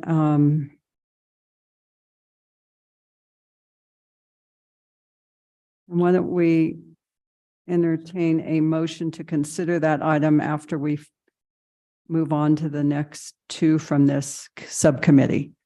Is there such a motion? Yes, Commissioner Ortiz makes that motion. Is there a second? Seconded by Commissioner Ives. All those in favor, please say aye. Aye. Okay, and none in the negative. Okay, let's go on to the next item, Commissioner Ives, whether the charter should allow voting beginning at age 16 in municipal elections. And this was an item that we were tracking the legislature in connection with, and ultimately there was no affirmative action allowing for that. And so there was no recommendation being brought forward on that in support of that at this point in time until there was a change at the legislative session. Okay, so that is the subcommittee's recommendation, is not to bring this forward any further than what you all have done. And is there a second to that motion? Second. Seconded by Commissioner Blondes. Okay, let's take a roll call on this, that we will not be forwarding any recommendation on the age 16. Yes, Commissioner. Okay. No. Thank you. Thank you for that. Okay, let's take a vote on this one. Commissioner Ortiz, I'm sorry, Madam Chair, repeat the motion, moving it. The motion is that we will not be forwarding anything to the council on this issue of age 16 voting that was considered by our commission. Thank you. And my vote is yes. Commissioner Deardock, Yes. Commissioner Ives, Yes. Commissioner Montoya, Yes. Commissioner Granillo, Yes. Commissioner Blondes, Yes. Commissioner Dixon, Yes. and Chair Long. Yes. Okay, and then the last item from this subcommittee, this is an item that was brought forward by public comment and was referred to this subcommittee. And that is whether all bodies of city government, including those established as advisory in nature, such as committees, commissions, special committees, task forces, et cetera, should comply with the state's Open Meeting Act. And I will turn it over to Commissioner Ives for this. Thank you, Madam Chair. Yes, we had extensive discussion of this particular issue at our last commission meeting. And some of the challenges of the language in the Open Meetings Act was considered. because there was certainly a desire, I think, by members of the commission that to the extent it was possible to allow for participation through electronic means without necessarily the circumstances involving extreme hardship or impossibility for that to occur. And again, this is directed specifically at meetings that would arguably not be subject to the Open Meetings Act, i.e. discretionary bodies who aren't taking final actions, but only making recommendations. So we had talked a bit about seeing if, at least my recollection of the discussion is that we talked about seeing what modification might be made to the statement that all commissions and bodies, including those which are discretionary, should be subject to the Open Meetings Act initially, that would be modified to address the circumstance of those meetings falling outside of the Open Meetings Act where participation by electronic means could be permitted. I had not seen any redrafted language on that particular point, but and I know Commissioner Ortiz had suggested simply sending the language on to the council and allowing them then to look at that particular issue at that level and potentially make changes as might seem reasonable. So those were the two sort of pathways forward. We don't have alternate language to consider. So I think we're in the circumstance of moving the matter forward to the council for its consideration and adoption of any modifications that would bring it in line with the law. So would it be a recommendation to the council, or is it a recommendation for a charter amendment?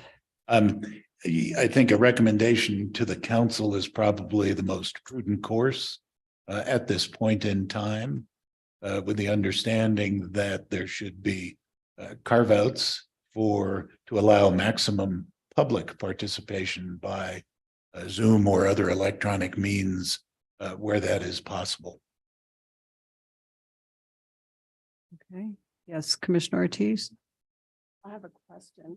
So if it's a recommendation just to the council, not part of the charter, what is the purpose of doing that? Because the law already mandates and predicts what open meetings, how it should move forward. I thought the question was, do we want all city meetings to be compliant with open meetings? I thought that was the question initially. That's what it Please was correct me if initially. I'm wrong. Yes.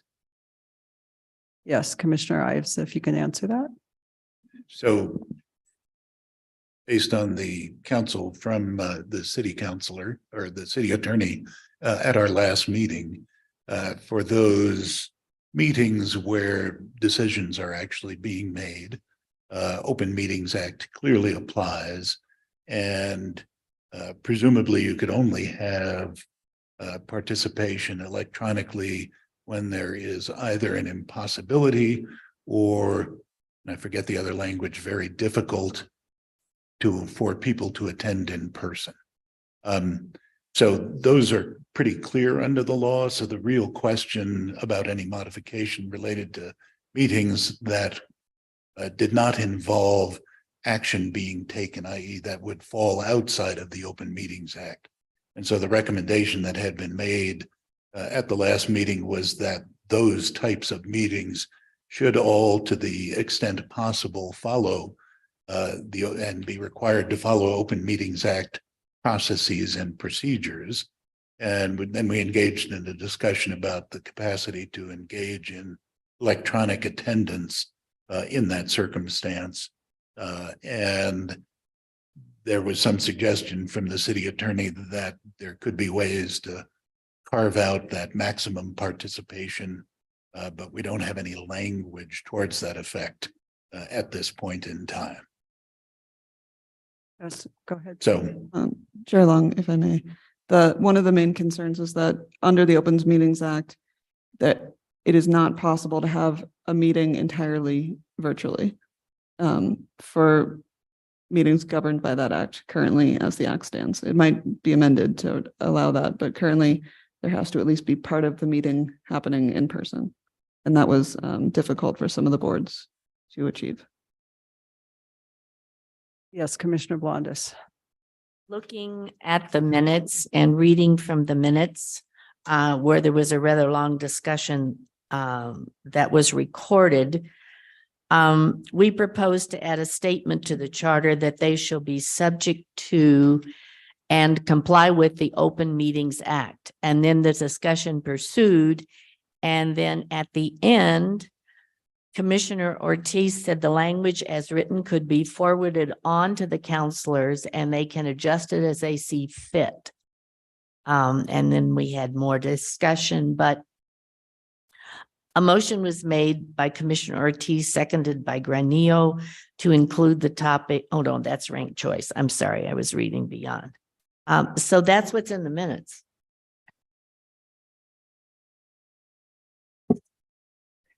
So is there what I was hearing from Commissioner Ives is that you're maybe considering this as a recommendation rather than a charter amendment? And if you could just state what that recommendation would be for the report?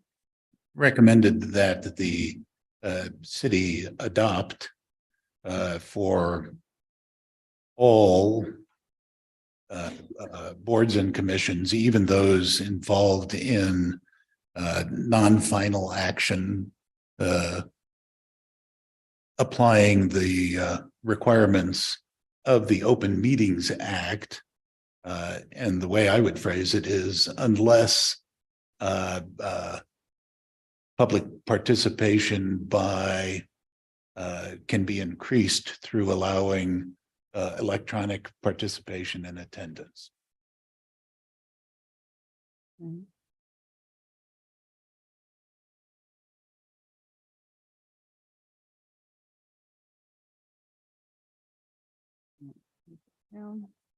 All right, so I would take that as a motion from the committee as a recommendation to the council. Is there a second to the motion? Second. Seconded by Commissioner Blondis. Is there some discussion of the motion? Yes, Commissioner Deerdak. Just so I'm crystal clear on what I'm voting on. This is a recommendation to the council that the council consider. I don't think you used the word ordinance. I think what you mean is policy. What are they considering? Well, go ahead. I don't know it's that specific that it has to be a policy or ordinance or rules and regulations. Well, that's why I'm asking. Well, we could ask that the recommendation is that modifications to city code be made that would require application of the Open Meetings Act to meetings that are not So this mandatory. is a recommendation from this commission to the council that they consider that. Is that it? Yes. Excellent. Thank you. Just for the record, Commissioner Dixon has had to leave the meeting. Okay, is there further discussion? Yes, Commissioner Ortiz. So, I as well am trying to understand the value of this. If we're recommending to the city council that all boards and commissions comply with open meetings, I think the law requires those voting to comply with open meetings. Is this a redundant recommendation? I think the law applies. That's my question. I'm wondering the value of it. Okay, let Maybe the me, attorney wants to jump in. Chair Long, Commissioners. The law applies when it is a decision-making body, not when it is a recommending body. So for instance, this committee is allowed to have virtual meetings now under this amendment, it would not, or under this recommendation, it would not. Okay, so Madam Chair, there is value because it's going a little bit further than what open meetings allows. And so as a recommendation, I have no problem with sending it forward as a recommendation that all boards and commissions follow open meetings. Thank you for that clarification. Commissioner Montoya. I think I get it now. I will say it's very hard. I was just thinking I would abstain because it's really hard to not have information to digest and sort of evaluate in advance. And so I'm trying to orally comprehend everything that everybody is saying and make sure that I'm voting properly. And I do want to add value, but I want to make sure I understand what we're voting on, why we're voting on it. And so my understanding is that we're making a recommendation to allow electronic meetings, that by allowing Opposite. Probably the opposite. I guess my thinking on that, and this was a public suggestion that came to us. And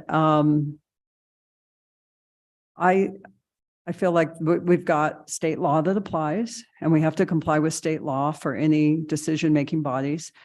And I think what we heard last time at our meeting from the city attorney was that even if meetings are not held totally compliant with the Open Meetings Act because they're virtual, they still are noticed. Agendas are posted.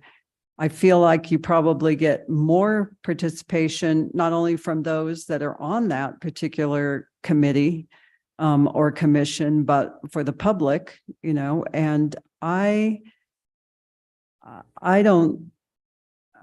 think the city does a good job of that. So I would not be in support of a recommendation that they look at having all the committees comply with the Open Meetings Act unless public participation is increased by having the meeting virtually, because I think that's what they already do, is what I heard.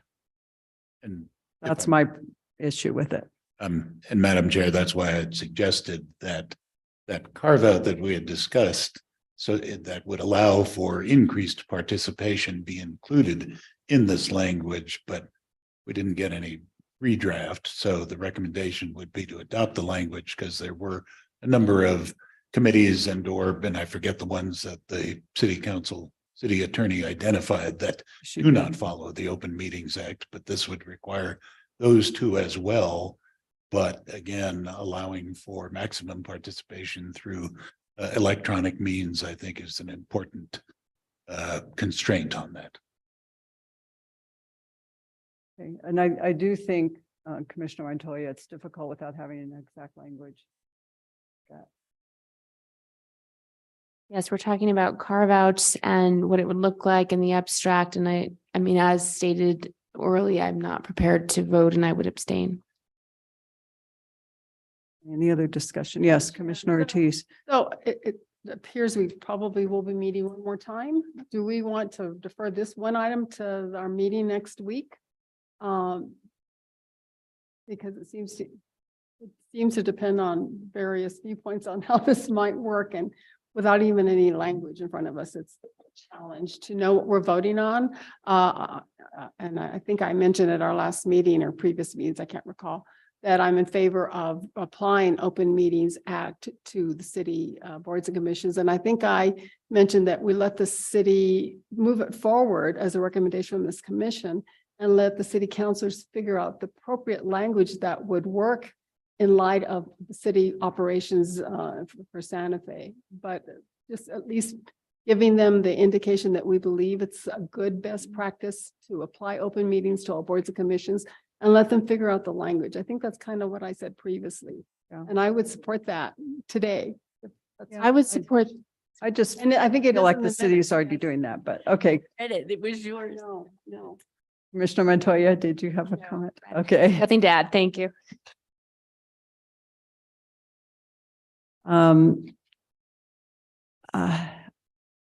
feel like we should probably take a vote on this today because we're not going to have time to change the report on Monday. And we already have another issue that I'm going to bring up that I mean, we could include it in and not include it in, depending on what the vote is, but I think we know what the proposal is. And this would be a recommendation, not a charter amendment, okay? And we have a motion and a second, so let's vote on that. Commissioner Ortiz, Yes. Commissioner Deardock, Yes. Commissioner Ives, Yes. Commissioner Montoya, As a recommendation, not a charter amendment. Yes. Commissioner Granillo, Yes. Commissioner Blondis, Yes. and Chair Long. Wait, do we get Commissioner Pettis? Oh. Commissioner Pettis Yes. and Chair Long. I'm gonna have to vote no for the reasons I stated. I think the city is already doing this, but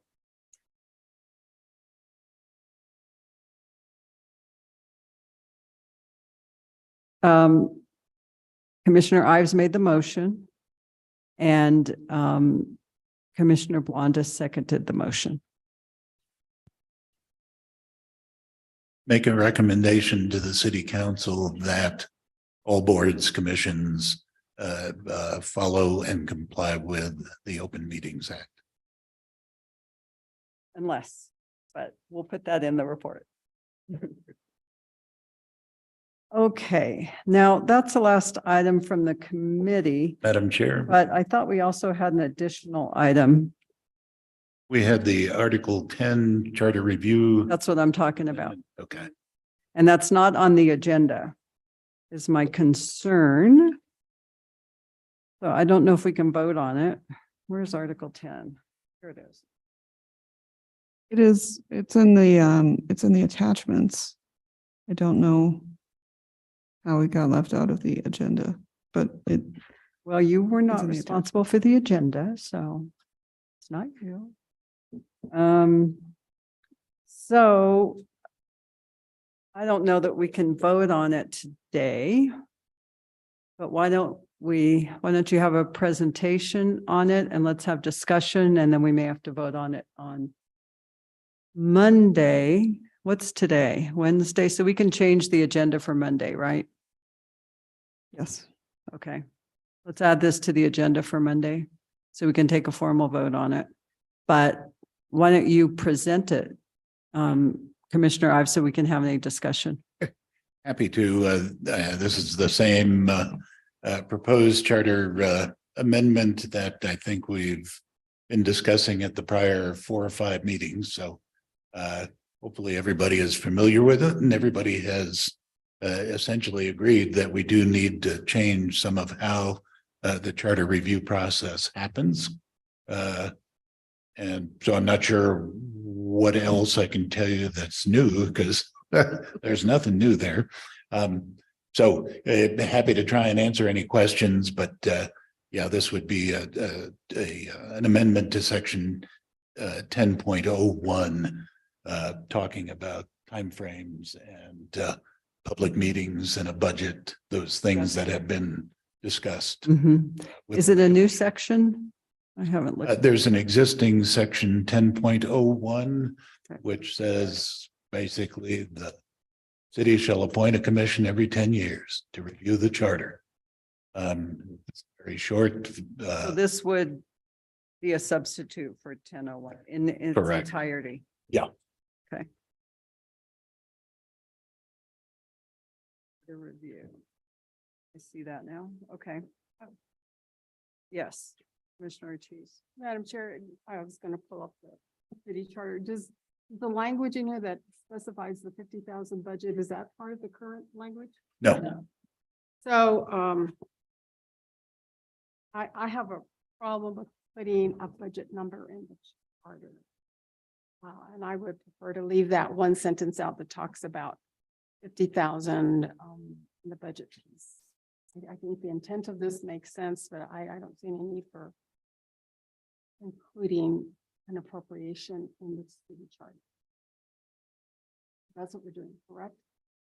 So that's my only concern with this. Because that number can change on an annual basis and it requires it ties the hands of counselors. They have to budget every year for that amount. I would prefer to leave have no mention of the budget amount in this language. That's all. Yeah, I have that concern as well.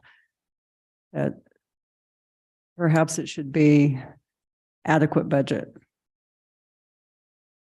Be designated for services to the commission.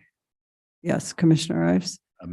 So just wordsmithing quickly, in that sentence, have it read, consistent with the Bateman Act, the city shall create and fund or fund a budget adequate for the commission to perform its functions. Period.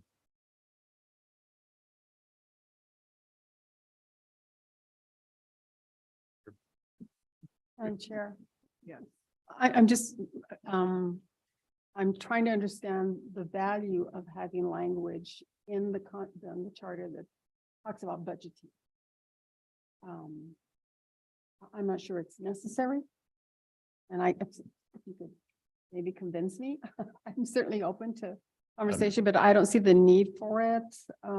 What are we trying to assure that they have? Oh, sorry, go I'm ahead. just trying to understand, please. Commissioner Carrillo. I believe what we're trying to ensure is the opportunity to know that when we go into our community spaces, that we are bringing something with us of substance. So that does cost. If we are going out there to have hamburgers to discuss some of the issues that we have with individuals, while everybody here on the table is not going to chip in $5 and we're going to Sam's Club, it would be more the idea that this was allocated for people in the community by the city to be able to create relationship building to further the process and what we're doing in the charter and have the feedback necessary to be able to do that.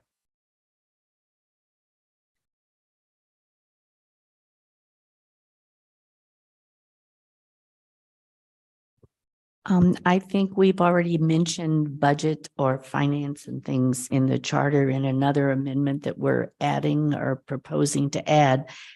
So I don't have such a problem with that. I do see the wisdom of not putting a dollar amount on it. But beyond that, I fail to see why this would provide or confuse the issue.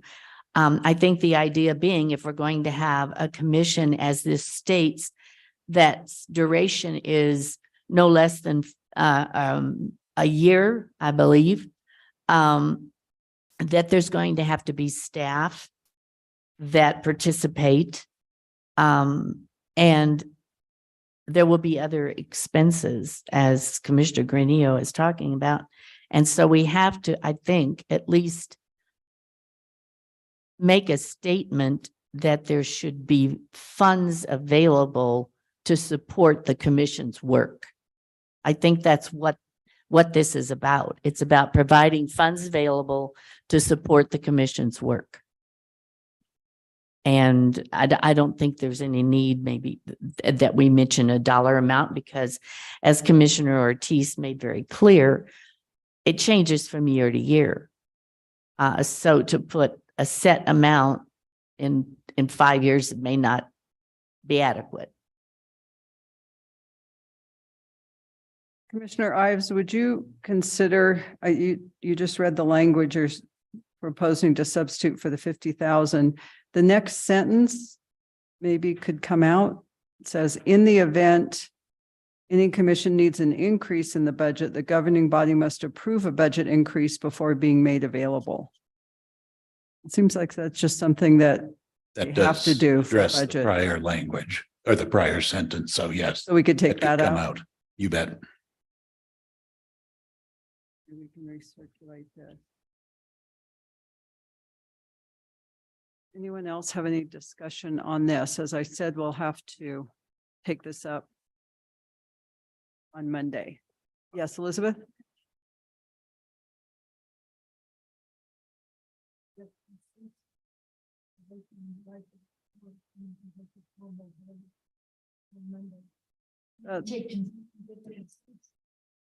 Well, Yeah, I'd rather not do that. I think we'll put it in the report, and if we have to take it out before it goes on Wednesday, I think that's a good suggestion, but I think we're getting consensus. Yes. Commissioner Deirdre. I appreciate the conversation we've just had about the particular sentence. I want to make a remark about the whole thing. We have heard, as I said earlier, 40 some, just shy of 50 public comments. And if this were to be adopted, 50 would be a small number. This not yet being available to us, 50 seems at least like a significant number, but I don't think of anything in my life where 50 is significant. And in the public comment, many people, including people at the podium today, have said that the shortness of time and the truncated process that has been imposed upon us has been a remarkable problem in the process. I hope that the way we interpret this in public is that anybody who thinks that public comment has been too restricted in our experience of it, they have no idea how we feel about it. And that for me, voting yes on this is the most significant vote yes I'm going to make today. And I'm delighted with this. Or on Monday, I get you. Well, there's some consensus for you. But I'm emphatic about this.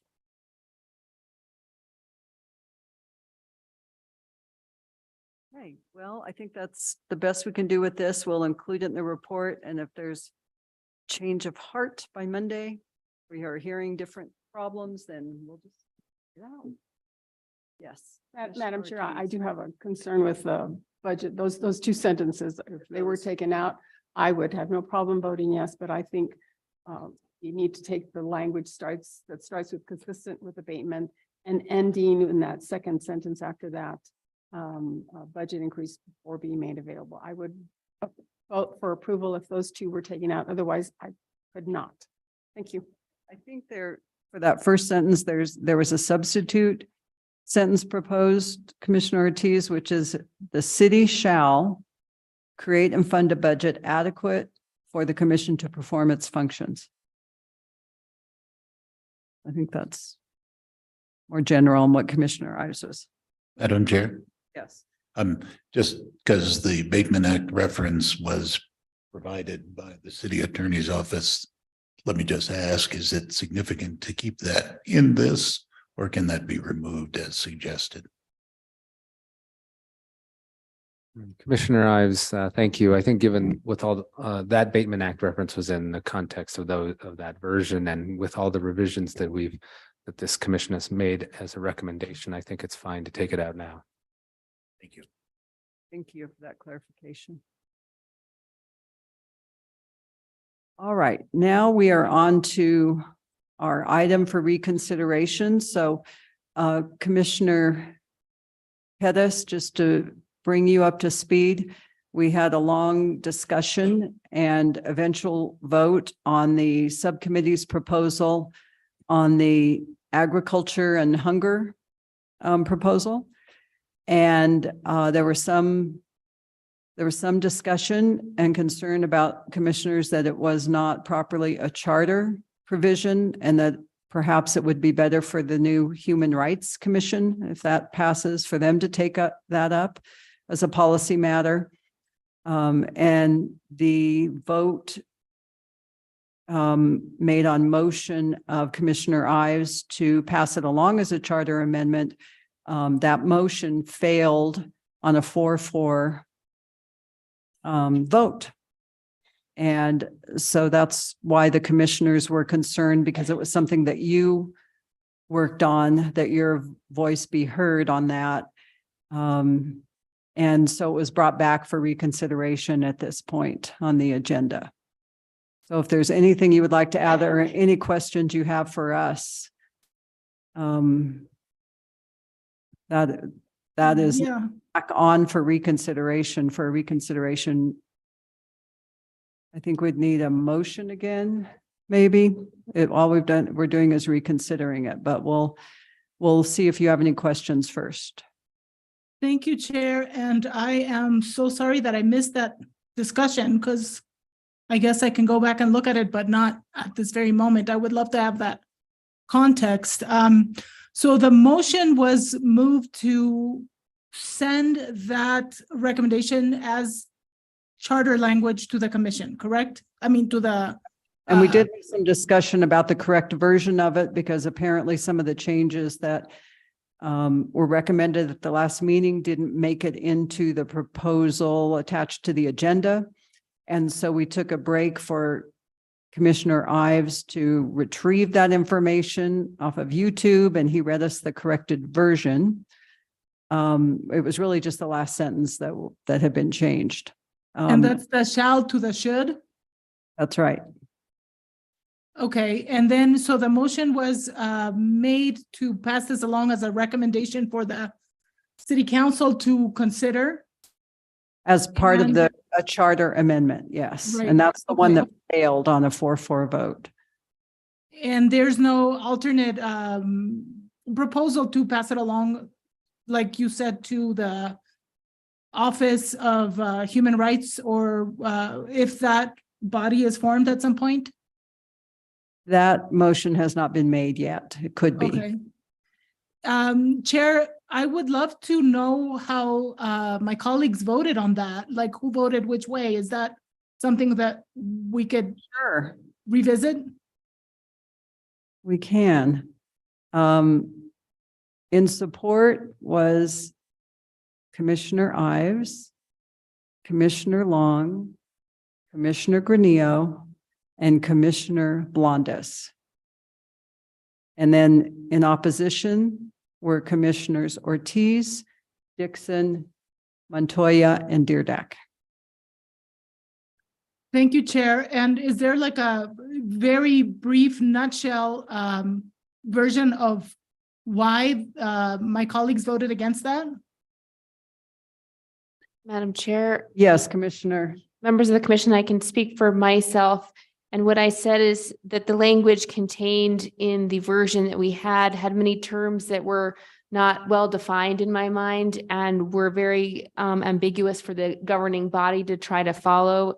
And my suggestion was that this be more appropriately a recommendation to the governing body to suggest that the Human Rights Commission take up the issue because, of course, food insecurity should be analyzed and food security should be a human right. But the language as drafted caused me concern about what it would really require the city to do. And I thought it would have an actual enforcement mechanism to come under the Human Rights Commission, which we voted to send to the governing body for consideration. Thank you, Commissioner.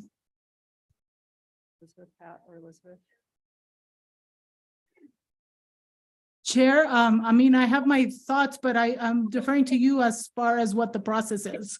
Can you hold on 1 second? I just wanted to say the city attorney and I just conferred, and the chair cannot create a tie.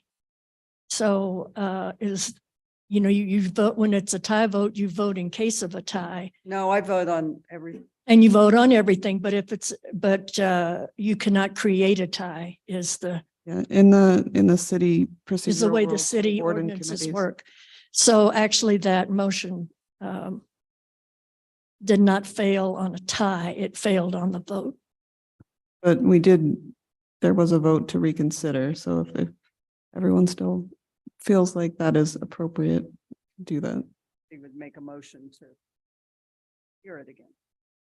Yes, Commissioner Ortiz. So Madam Chair, when I made the motion to reconsider, I think the room was full of commissioners except for Commissioner Perea, whom Pettis, excuse me, please excuse me.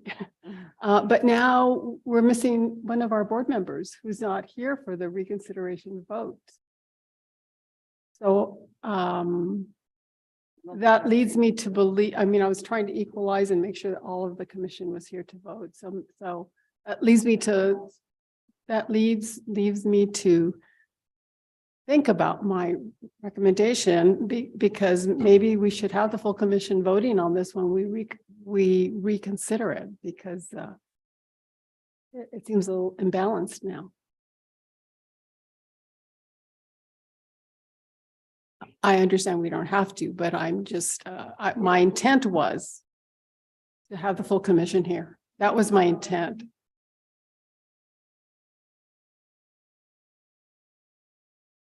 Thank you. I appreciate that. We already voted on the motion. voted on.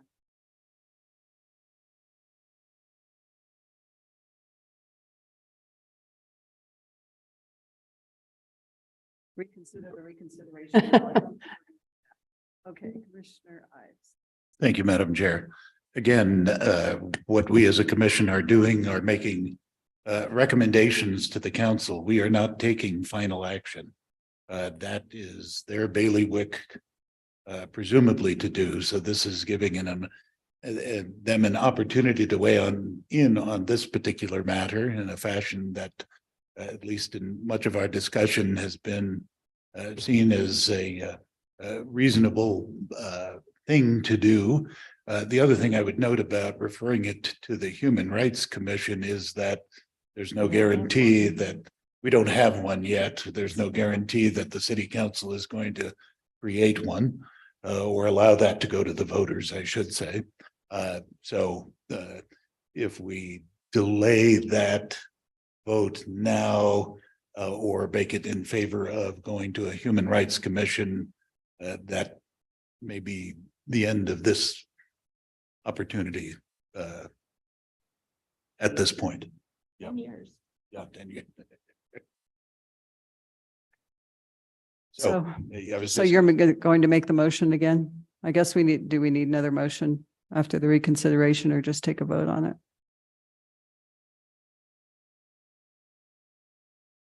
You need a motion for the vote. Okay.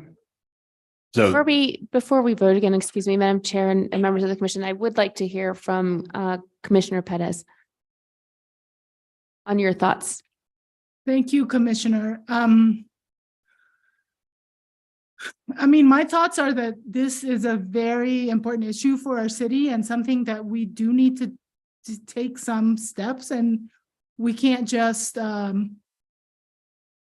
for all intents and purposes, pass the buck and kick the can down the road and hope that somebody else is going to take this on. So I do think that it's important for us to be having these discussions and for us to think that this as a statement of values. I'm remembering what Commissioner Ives said on our last meeting, whereas he was talking about our founding documents, right? Like as a country, our founding documents, that the Constitution was drafted, but before that, it was the Declaration of Independence was drafted, right? So like that's a statement of values, of vision. And I think that some statements like that do belong in our city charter. And this very well could be one.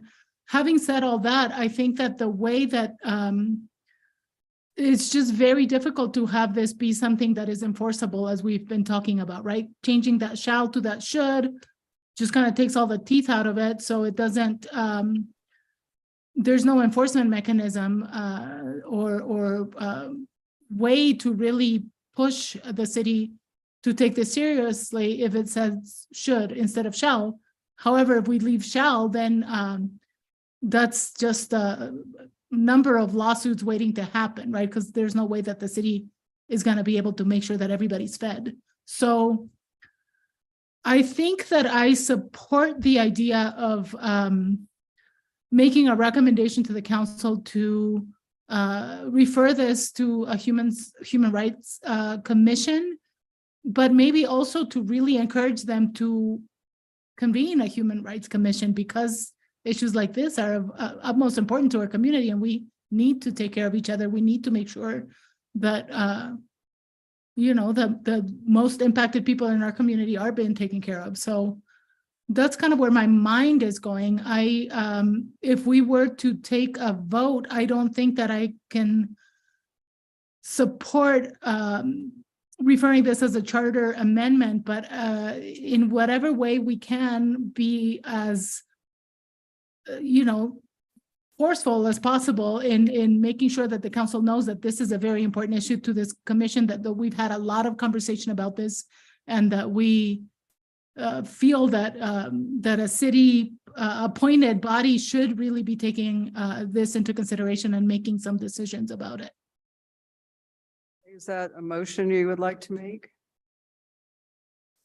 Boy, that was a lot. What I think we should yes, but I'm not sure what the language would be. Commissioner, yes.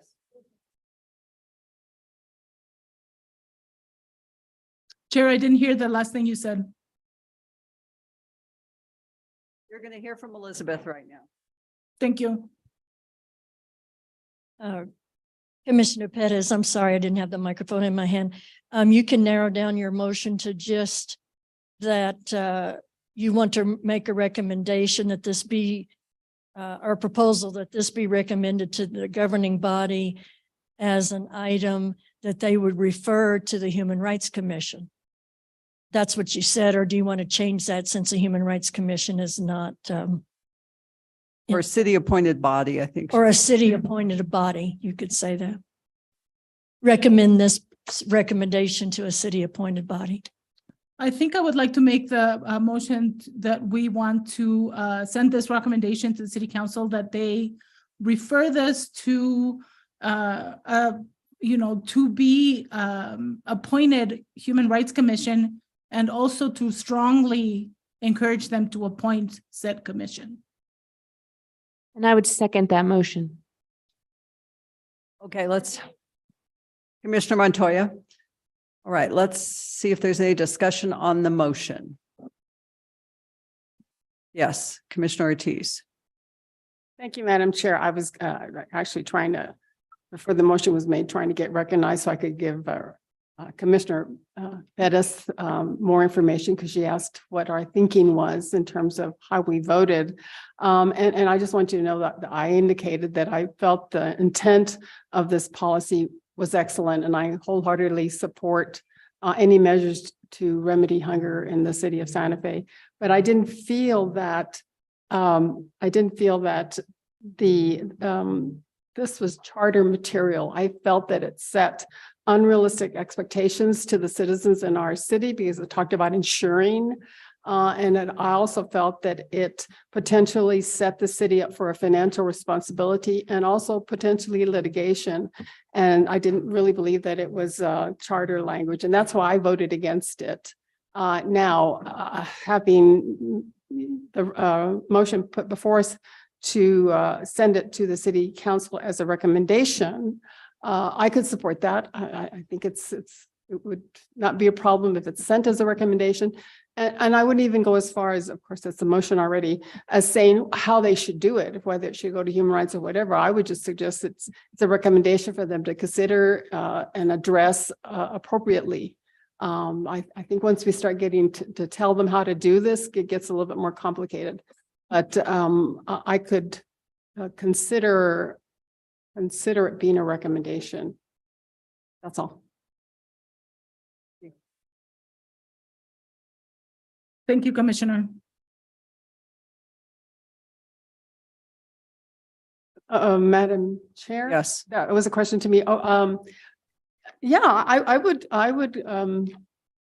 ask for a friendly consideration, friendly motion that would forward this recommendation to the city council for them to address as they deem appropriate. Leave it very simple. That would be my suggested amendment to the motion. Commissioner Pettis would have to approve that.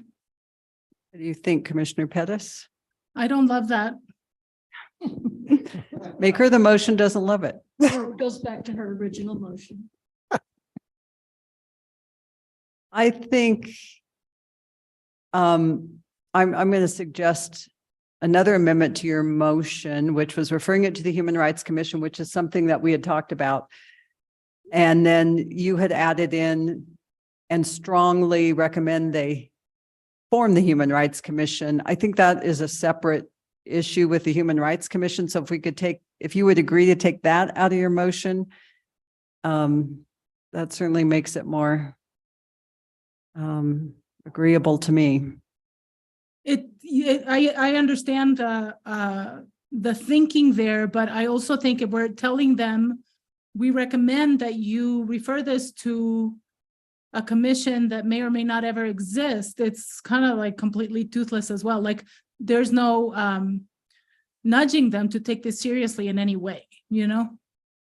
But if we could say Human Rights Commission or other appropriate body or committee or whatever we want to say.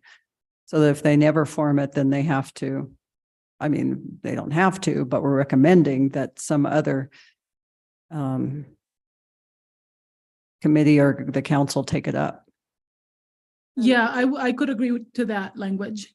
You could? Yeah. Good. How about the second to the motion? Was that Montoya? It's No, agreeable to me as Montoya. well, Madam Chair. Okay. Does that capture? Yes. Okay. Yours may have been better, but we got there. Okay, let's take a vote on that motion.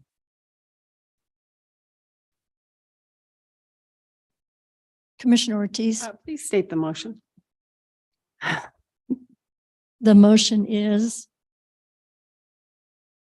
to recommend, let me get back here. To recommend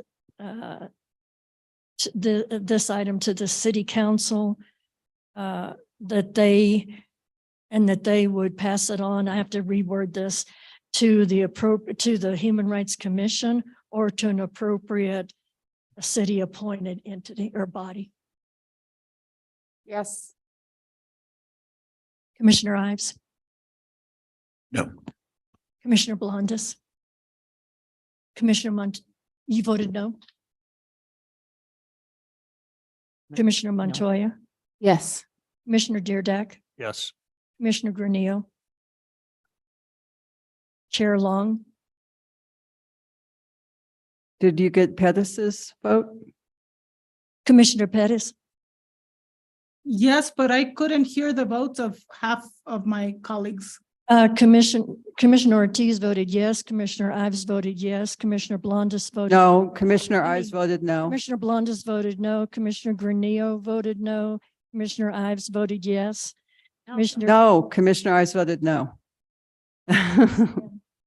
Commissioner Ortiz, Yes. Commissioner Ives, No.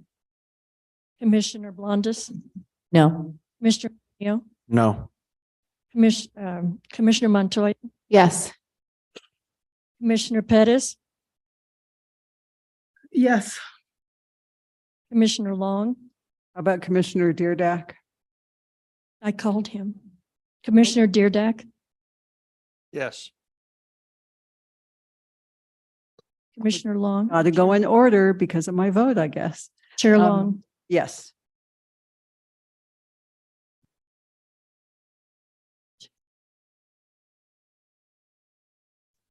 motion passes. Thank you.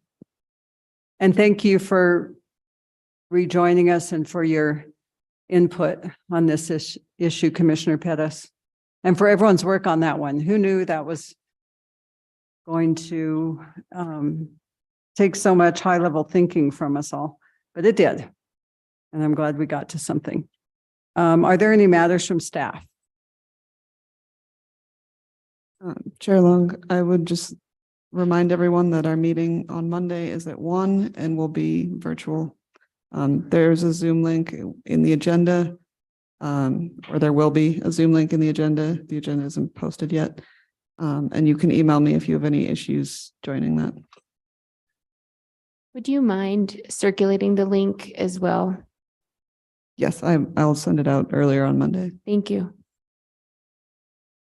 Okay, and then we'll need to amend the agenda to add the Article 10 item to take action on that. All right, are there any other matters from the committee? Yes, Commissioner Ortiz. Madam Chair, I just want to update my notes. Did we deal with term limits? Yes, we did. It was part of a package deal. Okay, that's why. Okay, thank you. Yes, thank you for checking on that. We want to make sure we deal with all of the issues. And I appreciate everyone's help. All right, matters from the chair. I will just say that we are going to work hard to get a report together and to get to you in advance of our meeting on Monday so that you can vote on that report. I think that there could be some appendices, exhibits, some helpful items for the council that may have to come after that report, such as a red line comparison version to the existing charter, because that has kind of morphed over time and we got to go back to the original. So that kind of work may not be done, but we'll be working on it over the next few days and we may be calling on all of you. We may have questions and I really would appreciate your help if we need to do that. And I thank you for all your time and attention today. It was a long meeting, and for the city attorneys and for all of the staff to bear with us through this. But it was a good idea that you had, Elizabeth, to move us up because we could not have been done in 2 hours. It was 3.5. All right, everyone's ready to go. I can tell.